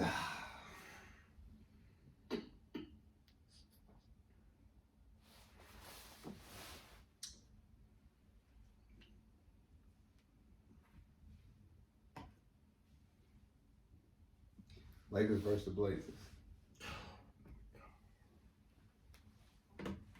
In the East, I'm going with the. I don't have faith in the Clippers. I'm sorry. No. The Blazers though. We've seen it before. They just almost get swept. Of course, yeah. They played the Lakers. I just don't trust. I'm gonna be real with you. I don't trust Tyronn Lue as a coach. He has done nothing for me to just be like, He's gonna take them over the top. Yeah. I get it. I just don't trust the Blazers either. I don't trust Stout. See? And they don't defend. Like, they don't defend. They are awful defensively. But I don't think, and this may sound crazy, I don't think the Clippers are going to defend at a high clip. Ooh. Okay. Did you see Tyronn Lue when he was in Cleveland? I don't even know if they played defense. That last year, they were pretty. The year before that, they were decent. Okay. That last year. Take it over. I'm going to say Take the over. I've been talking about Giannis hasn't been to the Eastern Conference Finals, right? No. This year they get there. Mm-hmm. So Nets, Bucks. But I wanted to say Boston. But I'm gonna stick. Well, nobody got confidence in the Heat again. He can't do it again. The Heat is on. He can't do it again. No. They got targets on their back now. I just think when you become the hunted, there you go. I actually think they got better though. I think they got better, but I think people know what to expect from them. Bradley is y'all know how I feel about Avery Bradley. Y'all know how I feel about Avery Bradley. But I think people know what to expect from Miami. Jimmy Butler gonna have to play like a dog. Does he? He will though. Does he though? He doesn't. He doesn't. Does he have to play like a dog? Like they play. Now I'm gonna say this. I think them losing Crowder will hurt them a little bit defensively, but they did replace Crowder with Bradley. But they have to start Bradley. I was just about to say that. We were just talking about this before we even started. You was like, I don't like that. Let's start line. Listen, Duncan Robinson and Hero on the court at the same time. Listen, they gonna pick on them like Bradley didn't even play today. He probably so maybe he is That supposed to coach's start. decision. So maybe he is supposed to start. Okay. So you start Bradley, right? Mm-hmm. And you got Bradley, Duncan Robinson, Jimmy, Harkless. First of all, I hate Harkless. I'm just saying, he started. I hate him. They could have just kept Derrick Jones Jr. if they was going to play Harkless. But anyway, whatever. Jesus. But anyway, Harkless and Bam. Or they still got Olenek. They could play Olenek. Starting? Or they Olenek start and Olenek and Bam. Or they could start Bam at the 4 like they were in the beginning of the season and start Leonard. Is Iggy still on the team? Iggy is still on the team, but Iggy is always going to be a better bench player than he is starter. I believe that. I mean, I agree with that. Yeah. Bucks came back and they're winning right now. 121-19. Yeah. Bulls still getting their ass kicked. Streaming. It's a little damage over here. So Yeah, NBA.com. I'm trying to keep y'all up. Goddamn free trial. Yeah.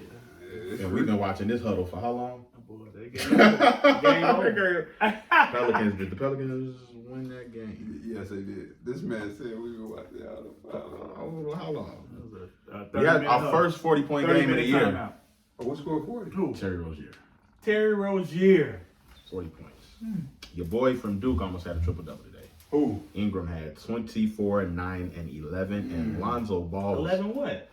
assists. Ooh. And Lonzo Ball was 4 for 8 from the three-point line. Ooh. His form, have you seen recently? No, it's better from last year. No. Yeah, they look better. They gonna be trash. Huh? They gonna be trash. Zion is also healthy. They gonna be trash. And they added Adams. I might give me an Ingram. They gonna be trash. Define trash. They gotta be trash. They gonna be Sacramento Kings. I can't say that. Trash. They gonna be trash. That's your They gonna miss Drew Holiday. They will miss Drew. I think they're going to miss Drew Holiday, but I don't know if they're going to miss him in the aspect that, they got guys that they used him as Lonzo was point guard, he was 2-guard, combo guard, right? Could defend. Yeah. They still got guys that can defend. Who? Who could defend the other team's best player better than Drew Holiday? Who? Josh Hart? Come on now, don't do that.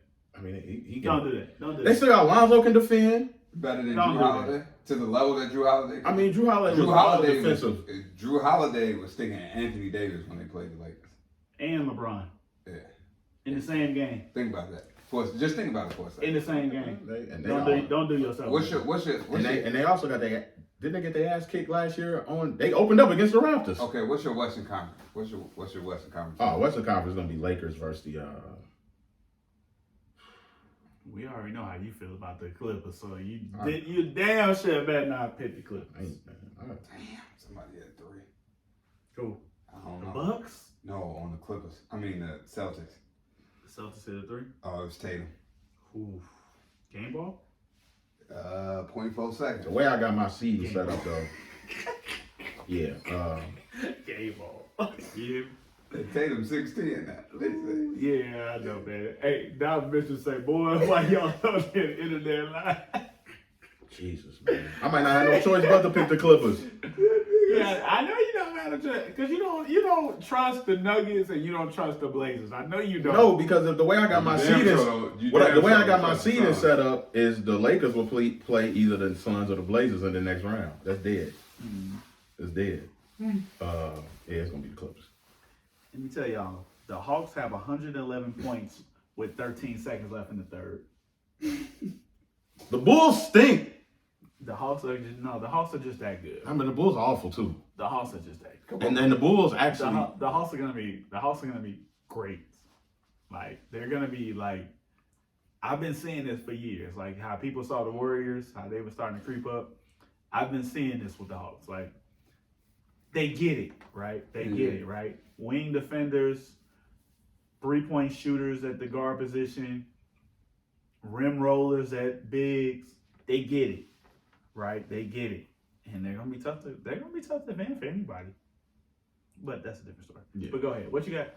I had the Lakers and the Clippers. You got Lakers and Clippers. Okay. What's your NBA Finals? NBA Finals is going to be the Los Angeles Lakers and the Brooklyn Nets.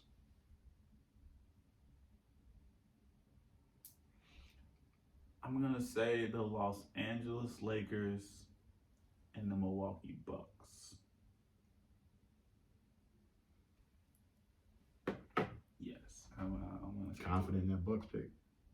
I am confident. I think Drew Holiday is the guard that they needed to take pressure off of Middleton and to take pressure off of Giannis.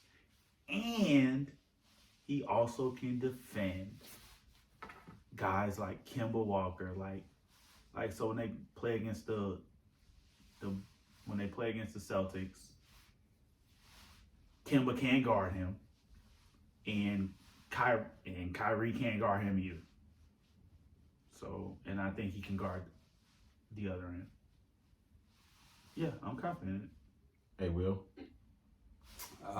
Nets and Lakers. Lakers in 6. I forgot Boston got Tristan Thompson. Yeah, keep forgetting. No, instead of Tice. Tyson's just in the game down the stretch. What the fuck? What the fuck did Tristan Thompson do? They played. Wait, hold on. I know they started both of them. What the fuck does Tristan Thompson do to make you say like, oh? I just didn't know they had him. He ain't an upgrade over Tice. Now but sit here and tell me he is not an upgrade over Daniel Tice. What does he do? What does he do better than Tice? Jordan Wood. He ain't a better defense. Shot blocker. Jordan Wood. Shot blocker. Huh? Rebounder. Shot blocker. He don't block shots anymore, man. Like you talking about 4 years ago, Tristan Thompson. Like he don't block. He like Serge so he's Ibaka. not an upgrade from Like Tice. he like Serge Ibaka. Like you remember how he used to be blocker? Yeah. When the last time you seen Ibaka block a shot? Been a long time. He not Serge Ibaka anymore. Like Does 2K count? no, no. So he's not an upgrade from Tice. No. Oh, they called a foul. He does the same thing. They do the same thing. Do the same thing. I didn't know they started rim roll. together. They rim roll, right? Tyson's probably even a little bit of. Tyson's a better like shooter than him. Tristan Thompson just Yeah. fouled Giannis. And right on cue. Right on fucking cue, right? Giannis probably gonna miss one of the free throws. I mean, Giannis. So he probably found the right guy. He having a decent game. But, that's neither here nor there. What's the next one? Go ahead. Ward. Awards. That's tough. Which one you want to start with?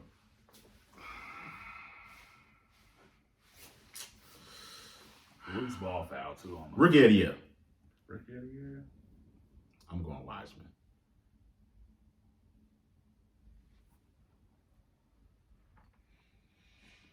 I'm gonna agree with you. I'm gonna go Wiseman too. He's gonna have the most opportunity.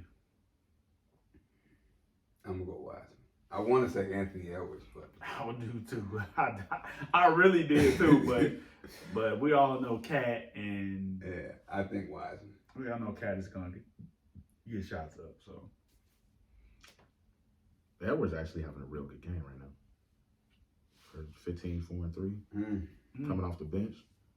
see, I don't like that. That's awful. I don't like you telling me he coming off the bench. I don't like that. Giannis make the first. Russell coming off the bench too. Can he make the second? There's no time left in this game, neither. No, This is the taking in the OT. All right. they still got 0.4 on the clock. I got 0. All right. So we all got Wiseman. Yeah, All right. Let's do Coach of the Year. I'm going Nash. I'm going to Hawks coach, whatever his name is. Pierce. That's a good pick. Pierce. Yeah, him. I'm going Good. him. The Hawks make the playoffs. He got to win coach of the year. Pierce should win it. Nash will win it. Okay. So I agree with both of y'all. 6 man. LeVert. Karis LeVert. Karis LeVert. That is absolutely my pick. Giannis missed the second. Game over. Good foul, He Tristan. did. I told you. Good foul, Tristan. I told you gonna miss one. I think he tried to break it on purpose. Defensive. Why? He didn't get the game I in really think I OT. look. You can't It's a tie game. possibly think He missed the free throw? The way they just reacted. I can't rewind it to show y'all what I saw. That man. Well, yes, I can. That man No, I break can't. that shit. Defensive player of the year. That man break that shit.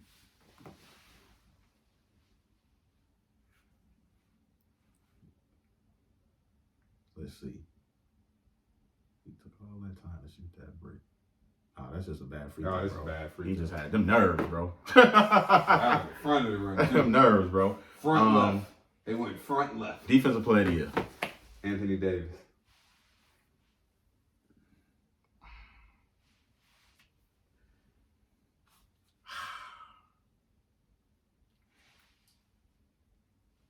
I'm gonna agree with Anthony Davis. Well, guess what? It's gonna be all three. Cause I definitely said Anthony Davis. I think he's gonna play a lot more five than he wants to, and it's gonna put more spotlight on. All right, guys. MVP. This ought to be good. This ought to be good. I don't. You don't know. I really. So according to what I have, I should be saying somebody like Kevin Durant or like AD or LeBron. Okay. Right? Because they both, I got them Lakers #1 in the West, Brooklyn #1 in the East. But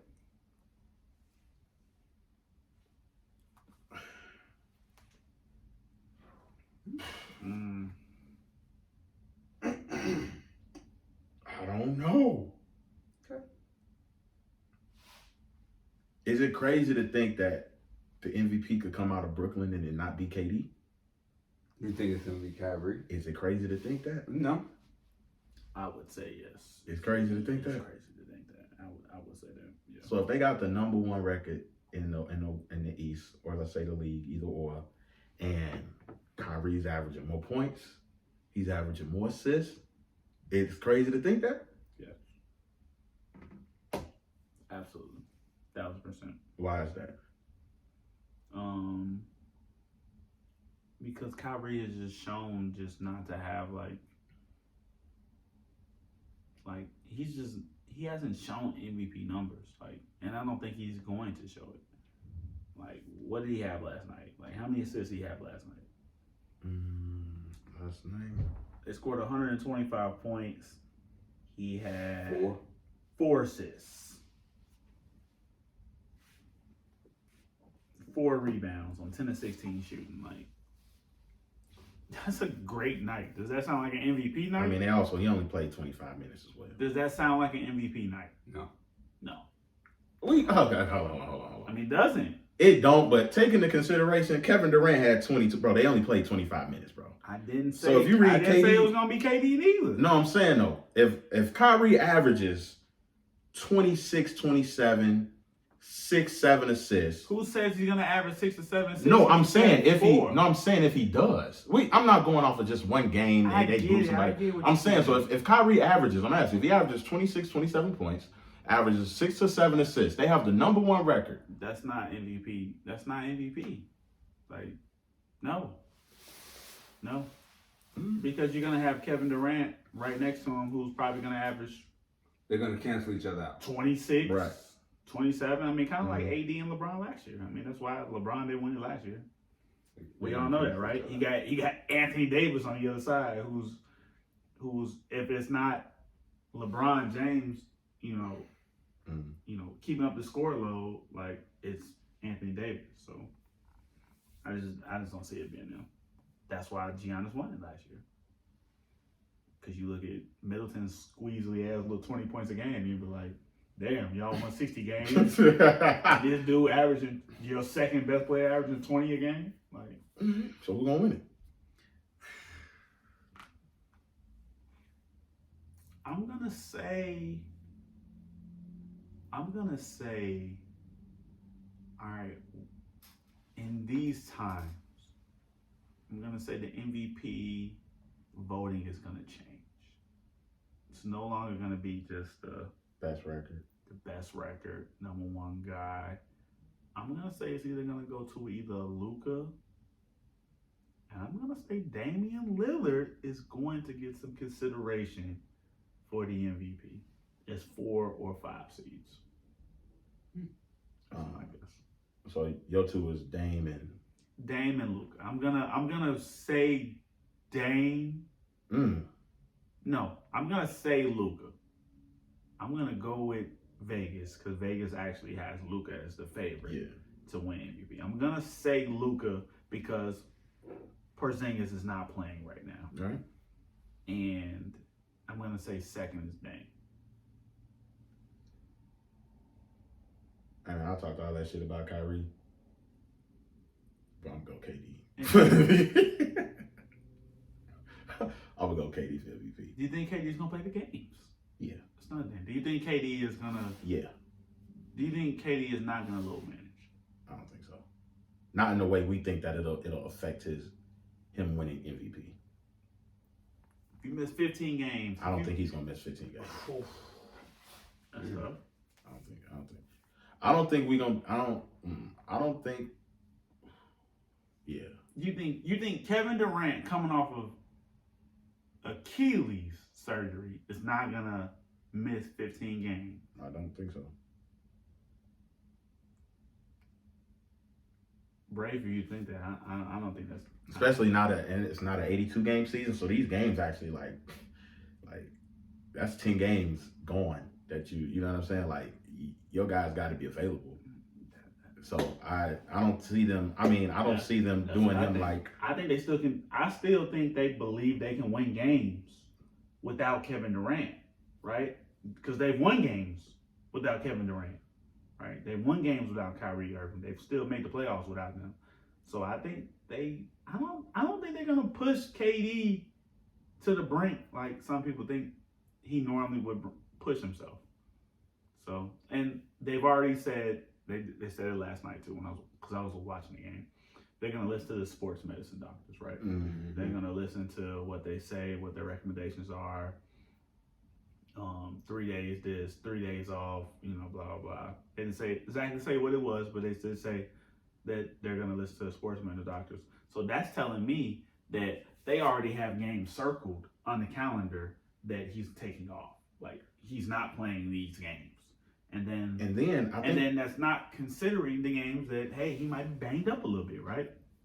So I think I believe I read somewhere where the NBA, correct me if I'm wrong, Adam Silver is implementing like, you just can't rest your players now.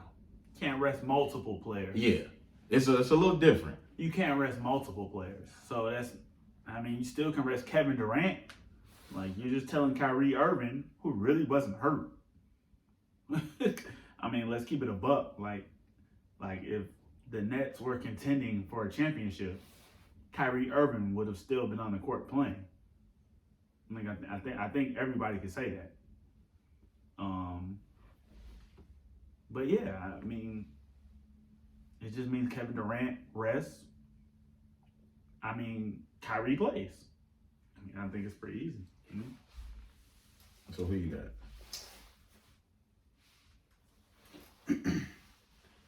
Bradley Beal. Whew. Dark horse. Dark horse for real. Why do you have Bradley Beal? I think it's time for him to get the credit he deserves. Mm.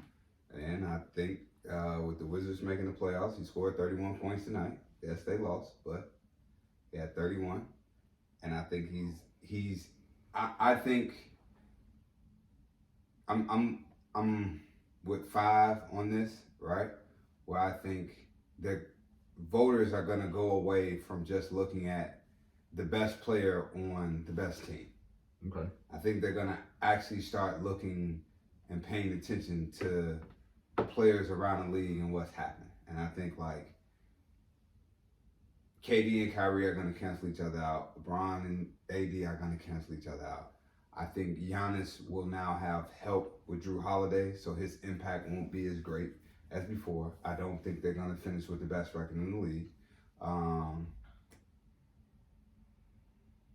I think Atlanta will finish too low in the seedings for somebody like Trae Young to win the MVP. I think he'll be in consideration, but they'll finish too low. I like Luka. I like Dame. I just feel like, to me, Portland is a little more balanced than years prior. Mm-hmm. I think Luka does have the best odds because Porzingis is out. I just don't think that they like. See, we say Porzingis is out till January, but January is like a week away. So I don't think they'll play. Let's say if they play 15, 20 games without him, Mm-hmm. I don't know if their record would be like Good enough. to be like, damn, look at what Luka did without Porzingis. So I think Bill, I just feel like Bill, like, he's been borderline all-star. He's been putting up the numbers. I think he's finally gonna get a little just due. He's gonna get the looks. Man, looking at the numbers, man, Westbrook had 21, He had a triple-double. 15 assists, 11 rebounds in this game. Yeah. But see, the crazy thing about it is, I was gonna say that, and I looked at that before I said Bill, but I wrote Bill down to begin with. I do feel that Westbrook can cancel Bill out, but I don't think Westbrook is going to put up the numbers points-wise. Like, I think Westbrook he's probably going to give you a triple-double every night, or borderline triple-double, but I don't think the points are going to be there. I think Bill is still going to get his points.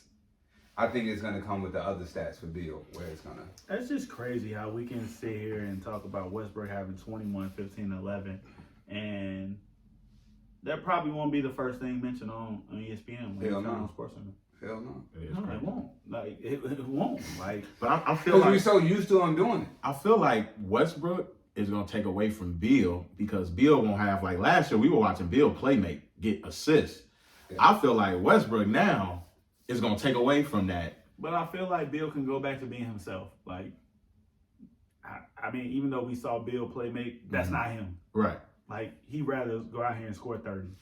But I'm thinking about it like MVPs.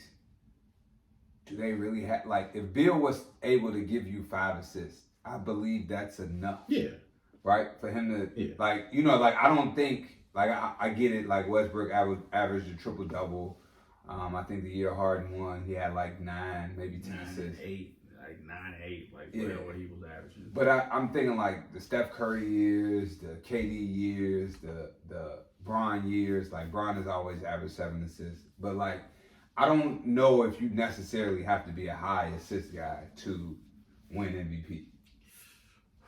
That's tough. I mean, If you're a prolific, that's tough. I mean, Now listen, I'm saying Bill should average about 5 to 6 assists a game, which I think he could do, and still average about 27, 28 points. that's tough. It will happen. When's the last time a player won MVP and averaged less than 5 assists a game? less than 5. That's tough.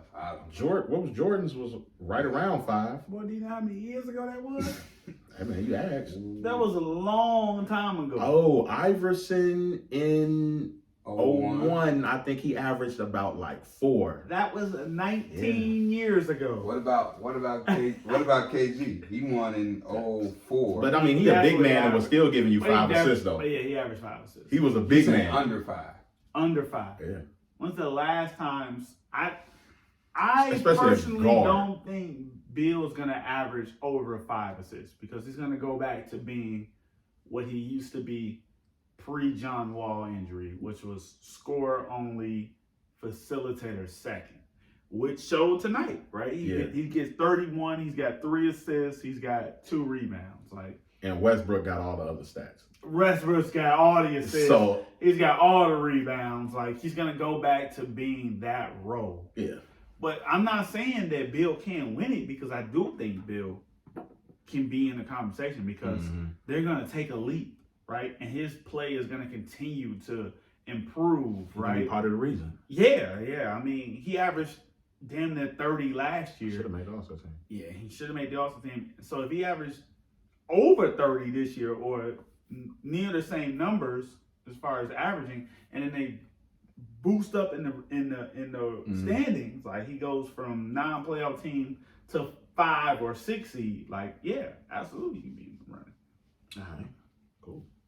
So you got Bradley Beal, I got KD, I got Luka. you got Luka. It's gonna be a good year. All right. Was that all we had? Let's see. Oh, you missed most improved. There we go. Most improved.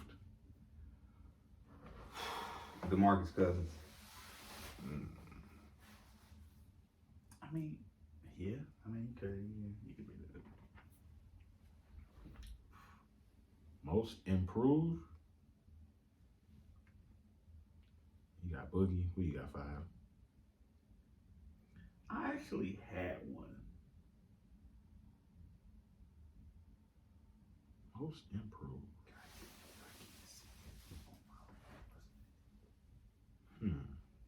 I actually had one.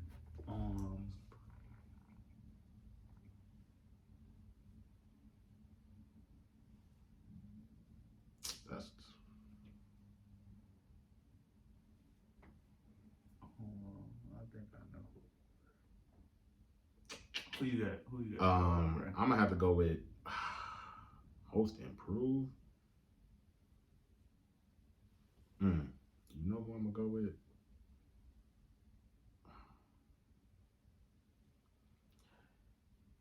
DeJounte Murray. Most improved.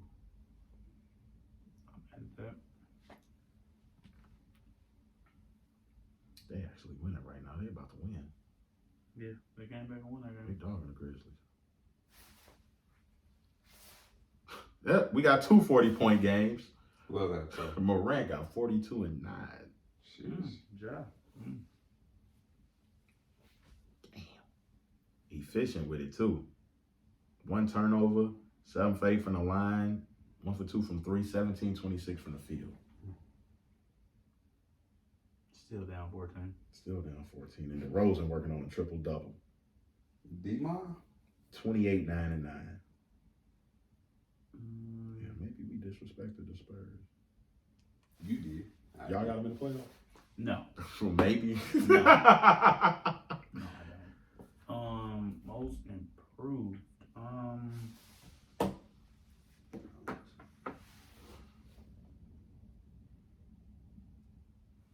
Ooh. Tough. I think I know who I'm gonna go with it. I'm gonna go to a non-playoff team. I'm gonna say Markelle Fultz. I like that. Not mad at that. Shoot. I think them getting rid of DJ Augustine, I shouldn't say getting rid of DJ Augustine, but not re-signing DJ Augustine will 100% put their trust into Markelle Fultz, into leading their team to the next stage. Now, will it lead to that? That I don't know. Okay. They did draft Cole Anthony, who played 19 minutes today. Markelle Fultz played 29 minutes. He had 15, 5, and 4. 6 of 15 shooting, which obviously he can improve on. But really, it's just about the Magic just playing consistent basketball, and I think it really will start with Markelle Fultz. And can he be consistent? And if he gets somewhere into that 17, 18 point per game score with about 5 or 4 assists, his story alone will back that up. So I'm gonna go with Markelle Fultz. All right, cool. We missing any other awards? Big time awards? I feel like that's We it. did 6-man, right? Yeah. We all said Levert. Coach of the year. We did that. Yeah, we got it. Yeah, we got everything. We got it. everything.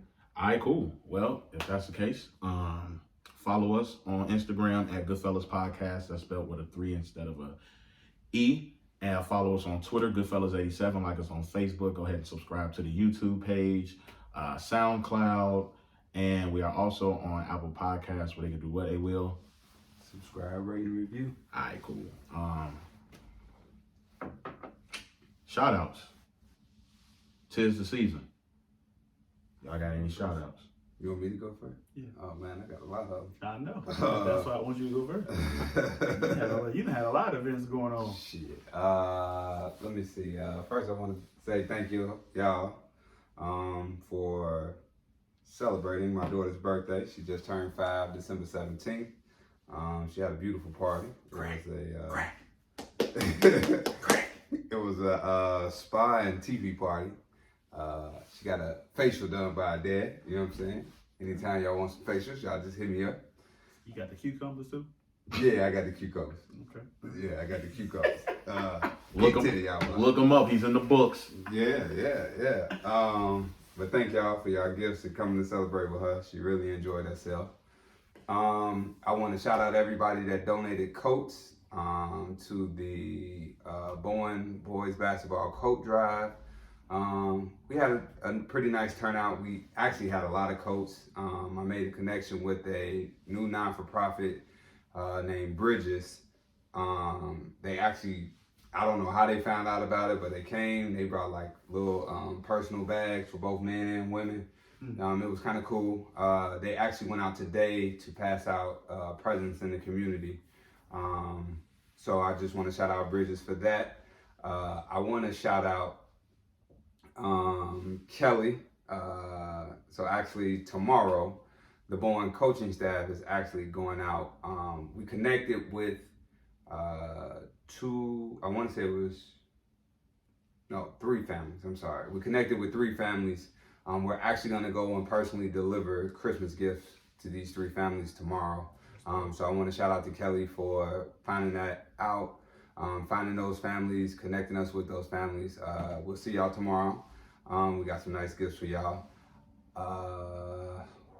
Jesus. I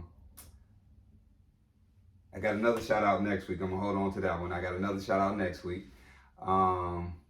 I also want to shout out Adidas. I want to shout out Adidas. Number one, if you all have seen Adidas Legacy commercials aired all throughout the game yesterday. So that's just a little insight of what Bowen is a part of, the Adidas Legacy program. But the biggest thing I want to shout out Adidas for is they partnered with, I forgot who they partnered with, but Adidas is actually giving $1 million in scholarships to, up to $1 million in scholarship to the athletes that are a part of the Adidas Legacy teams. So that's huge. That's dope. That's huge. So, and we actually had a special call the day of my daughter's birthday, right? So actually on the 17th, I got a call and it was like, I just sent you the Zoom link, jump on the Zoom call, 7 o'clock. And I'm like, I'm in the middle of the party, you know what I'm saying? Right. But my daughter let me step away and they gave us that news. And so they're still ironing out the details, but from what I heard, it's gonna be something dope for those seniors that do get to take advantage of it. Also, Adidas they have an internship program. One of our players, so it's for juniors only. One of our players actually submitted a video for that, so they will be announcing the winner of that soon. But what happens is the player, one boy, one girl, one boy, one girl from the city of Chicago gets to be a part of an Adidas internship. And they actually work hand in hand with people from Adidas. And basically, this goal starts next year, their senior year in high school, all the way through their years in college. So when they actually graduate college, they'll actually have a very high chance of becoming an Adidas employee. So that's something dope. That's through the Legacy program. So again, big shout outs to Adidas, man. Yeah, man, I think that's pretty much it. We are gonna have the Bowen Boys basketball team. We are gonna have an event in February, and then we're gonna have another event in April. So be on the lookout for that. I'll let you guys know how y'all can donate and help us out. Come be a part of it. But yeah, we're doing it. Yeah, cool. Fine. Me? Man, my first shout outs are to Journey, my daughter's grandparents. My wife's mom and dad have been babysitting. Okay. And they've been a big part of her growth, and they've been very kind with watching her over the last couple months. So I just wanted to let them know how much we appreciate it, and man, it's big, and to watch her growth from just from being with us to being with them, like she's learning so much, and she's getting bigger, and she's getting active, and so I just like to shout out them for helping us out now that my wife has went back to work. So shout out to Mr. and Mrs. Wells. And I like to shout out my mom, the OG, Mama Doolittle. She bought Journey some new onesies, 6 to 12 months, because my baby has outgrown the 0 to 6s. Yeah, Journey tall, bro. She might be as tall as you, bro. Well, that means she's about to be as tall as you. She is. Yeah. Journey about to dunk in 5th grade. My baby is getting big, man. She's getting big. She's outgrown the 0 to 6s. So my mom bought her like 10, she bought about 10 like onesies, 6 to 12. So that's been a big help. And I obviously shout out my daughter, man. Shout out my daughter. Just hit 6 months early in December. Man, and shout out to my brother and my sister-in-law who just had their baby, Riley, earlier this month. So Journey has a first cousin that she will grow up with. They'll be 6 months apart. And shout out, like I said, shout out to bro-in-law Ryan, sis-in-law Roslyn for the birth of baby Riley. And she's here, and she's healthy, and the family is getting big, man. Getting big out here, So, man, shout out to them, man. And yeah, man. What the Wells are strong, man. The Wells strong. The Bailey's strong too. We got strong in the summer. They getting strong in the winter. So, man. But man, everybody, shout out to them. Oh, also I got one more shout out. My cousin Donovan. He has a baby due in February, and they had the baby shower in December, and a few weeks ago, and it turned out great. December 13th, actually, and it turned out great. They had a lot of presents. So shout out to him and his girlfriend, Claudia, on a successful pregnancy as of now, and successful baby shower, and they got gifts. Give a ride. So if anybody doesn't know my cousin, he's a little young.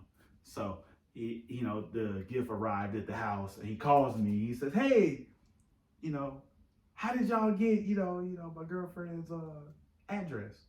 I'm like, "Well, it's part of the, right, of the registry. Of the registry, like when I buy something, it goes to the house, and so me and him, we had to talk on that, and we had to talk about some other stuff when it comes to fatherhood, and I'm new to it, he's new to it, so it's been a bonding process for us. So yeah, shout out to them, man. Family's growing on both sides, and it's been a blessing, man. So like I said, man, shout out bro-in-law, sis-in-law, cousin, in-laws, and my mom Dukes. So, okay, that's all I got. Before you go, I got one more. Go ahead. I do want to shout out my parents. They actually just celebrated their wedding anniversary the same day my daughter was born, which is December 17th. So, shout out to my parents. Man, I didn't know that. Shout out to them. I listen. I only remember because shout out to y'all. And the whole conversation with Mr. Wills. Mr. Wilson. I forget every year until it's just like, oh shit, y'all had an anniversary the same day, because it's like my daughter was born, and it was like boom. Then she trumped y'all. I'm sorry, but It is what it is. Yeah, Good. we're good. All right. So yeah, I got a shout out. Shout out to my moms. So she actually just finished her radiation.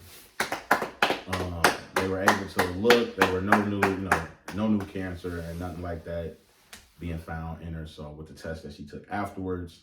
So shout out to my mom for fighting through that, for beating that. We'll be seeing them tomorrow for Christmas Eve. We'll be kicking it with the parentals. Tell Rose I still got beef though. Still got beef. Uh, I ain't never forget. you ain't get caught up though. You ain't get caught up though. You know, she's trying to see if you was quick on your toes. We'll tell that story on the podcast another day. But yeah, shout out to my moms. Man, shout out to my dad too for being at every single radiation. Yes. Shout out to my dad. Let's see. I think that might be all I got. Shout out to the Capricorns. Cap season. Shout out to the Capricorns. Either Christmas or New Year's Eve. Y'all ain't got Has no the other season dates. started? Y'all ain't got no other dates. It started yesterday, actually. Oh, okay. Cap season. Yes. Cap season is here. Okay. Is that a season? Get that shit over with. So we can get that shit over with. Some of the greatest people in the world. Listen, we got Capricorns. Ooh, Bron. Huh? Bron the Capricorn. Hey, this one person, you said some of the greatest. MLK. Jesus died so he can get out the car. On that note, we will holler at y'all because we gotta go. We might not make it the next week. If we don't, you know why, Lord. It ain't me. 'Cause I know you, Cap. But you know what? It's time. It is it. So. Wait, what did he born on the 20? He's born on the 25th, but you remember he raised. Jesus died, so he would. Died so he did, he get out that zone, That man died. get out that sign, Oh, shit. Yeah, we might not be back next week, y'all. Pending. That's what it's gonna say. What is he, Aries? No, you Cap. No, he's not. I mean, that is April. What? When he died? No, Died, when he raised was again. born again. That's- Easter. Yeah. That's like April. Yeah, Aries. No, he said he came, died as a cat, came back as an Aries. Yeah, that's like real fucked up there. That's a different story for a different day. But come on, go ahead. Oh, shit. You know COVID is an Aquarius. Mm-hmm. What? No, it's not. That started in March. We got right? Mind you, been we got watching out. we got our The that was first Pisces. case in the Watch your mouth. in It the was a United States. Pisces. And what month? What It month? was a Pisces. What was today? We shut down in March. Yeah, that was March. No, we shut down in March. Okay. I'm talking about the first Shut down in case. When was the first case? First case was at the end of January. No, the first case was in November, like in That has China. nothing to do with Aquarius. In Thank the you. end of January. Hey, No, You first need case to was get in me a- November. No, here in the United States. You need to get me Yeah, that. the first case worldwide. I'm talking about the United States. Who You cares gotta about get the me that. U.S.? We always late on everything. Something about it's Aquarius in the We United still States. got 60-year-old presidents. So we 60. You giving them? They down in 90. 70. They down in 90. 70. Biden in there ready to go any minute now. You ready for the He 600? ready to go You any ready minute. for the 600 though? Hey, Trump trying to give us, Donnie trying to give us that 2 bands. Yeah, that ain't his money no more. We got until when is the inauguration? January. Is it end of January? Towards the They end? got like 25 more days. Yeah. It ain't his money no more. Some things can It's happen. real easy to get the money away with. But he ain't yours he no can more. still sign it though. He said he ain't signed no one. It's real easy to get the money away when it ain't yours no more. Hey man, I got faith we get that 2 bands. Would you bet my money? Would you put my money on the 5-game parlay? What? Would you put my money on the 5-game Would parlay you for put his you? 600 on the 5-game parlay? With my money? Yes, you would. Shut up. 3 game and they ain't got. Not the 5. All right. So if that's all we got, are we missing out on? Oh man, we was talking about him before the show, man. Shout out to our boy Jamar, aka Ketchup, man. We was talking about his matches that he be doing on IG. Follow him at Dan Ketchup, minimum wage heartthrobs. It's ketchup with a K. Yeah. Wait. Isn't that how That's how Ketchup is No, spelled. is that how you spell it? Yeah. You spell it with a C. C. Hold on, hold on. Yo, we gotta go. We gotta. What? Hold on. It's spelled with a K. Bro. Ketchup. Oh, Yeah, this is where we yeah. going. Yeah. Oh, this is where we going. Dan Ketchup. What he do to me? Mine gone. Yeah, you. It is spelled. You said he been watching the screen bubble for about an hour. It's messing with our brain cells. All right, man. That's all we got this week. That's it. We gonna do one more show before the year over though. You sure? You sure? You sure? One more. You the one that got plans. You the one that got No, plans. we do one You more. got plenty. We do one more. All right. We gotta get one more. You gotta get one more? Gotta get one more before the year's over because 2020 has been a doozy. Yeah. So we going into 2021. you know, Vegas is in the near future. Get out of here, man. Hey, don't forget, man. Last year we had a dope barbershop episode. We got to bring that back. The barbershop style episode. Yeah, It's we almost can a do year that. old. We can do that. Yeah. Maybe So- we can start the year off with that. Or end the year. We can end the year with that. End the year. You talking about different You people? got social distance. One over there, one over. Okay, we gonna work that out. All right, cool. Well, until next week. If y'all got any topics, anything y'all want us to discuss, make sure y'all hit us up on our social media platforms. Until then, we will holler at y'all next week. Love, live life.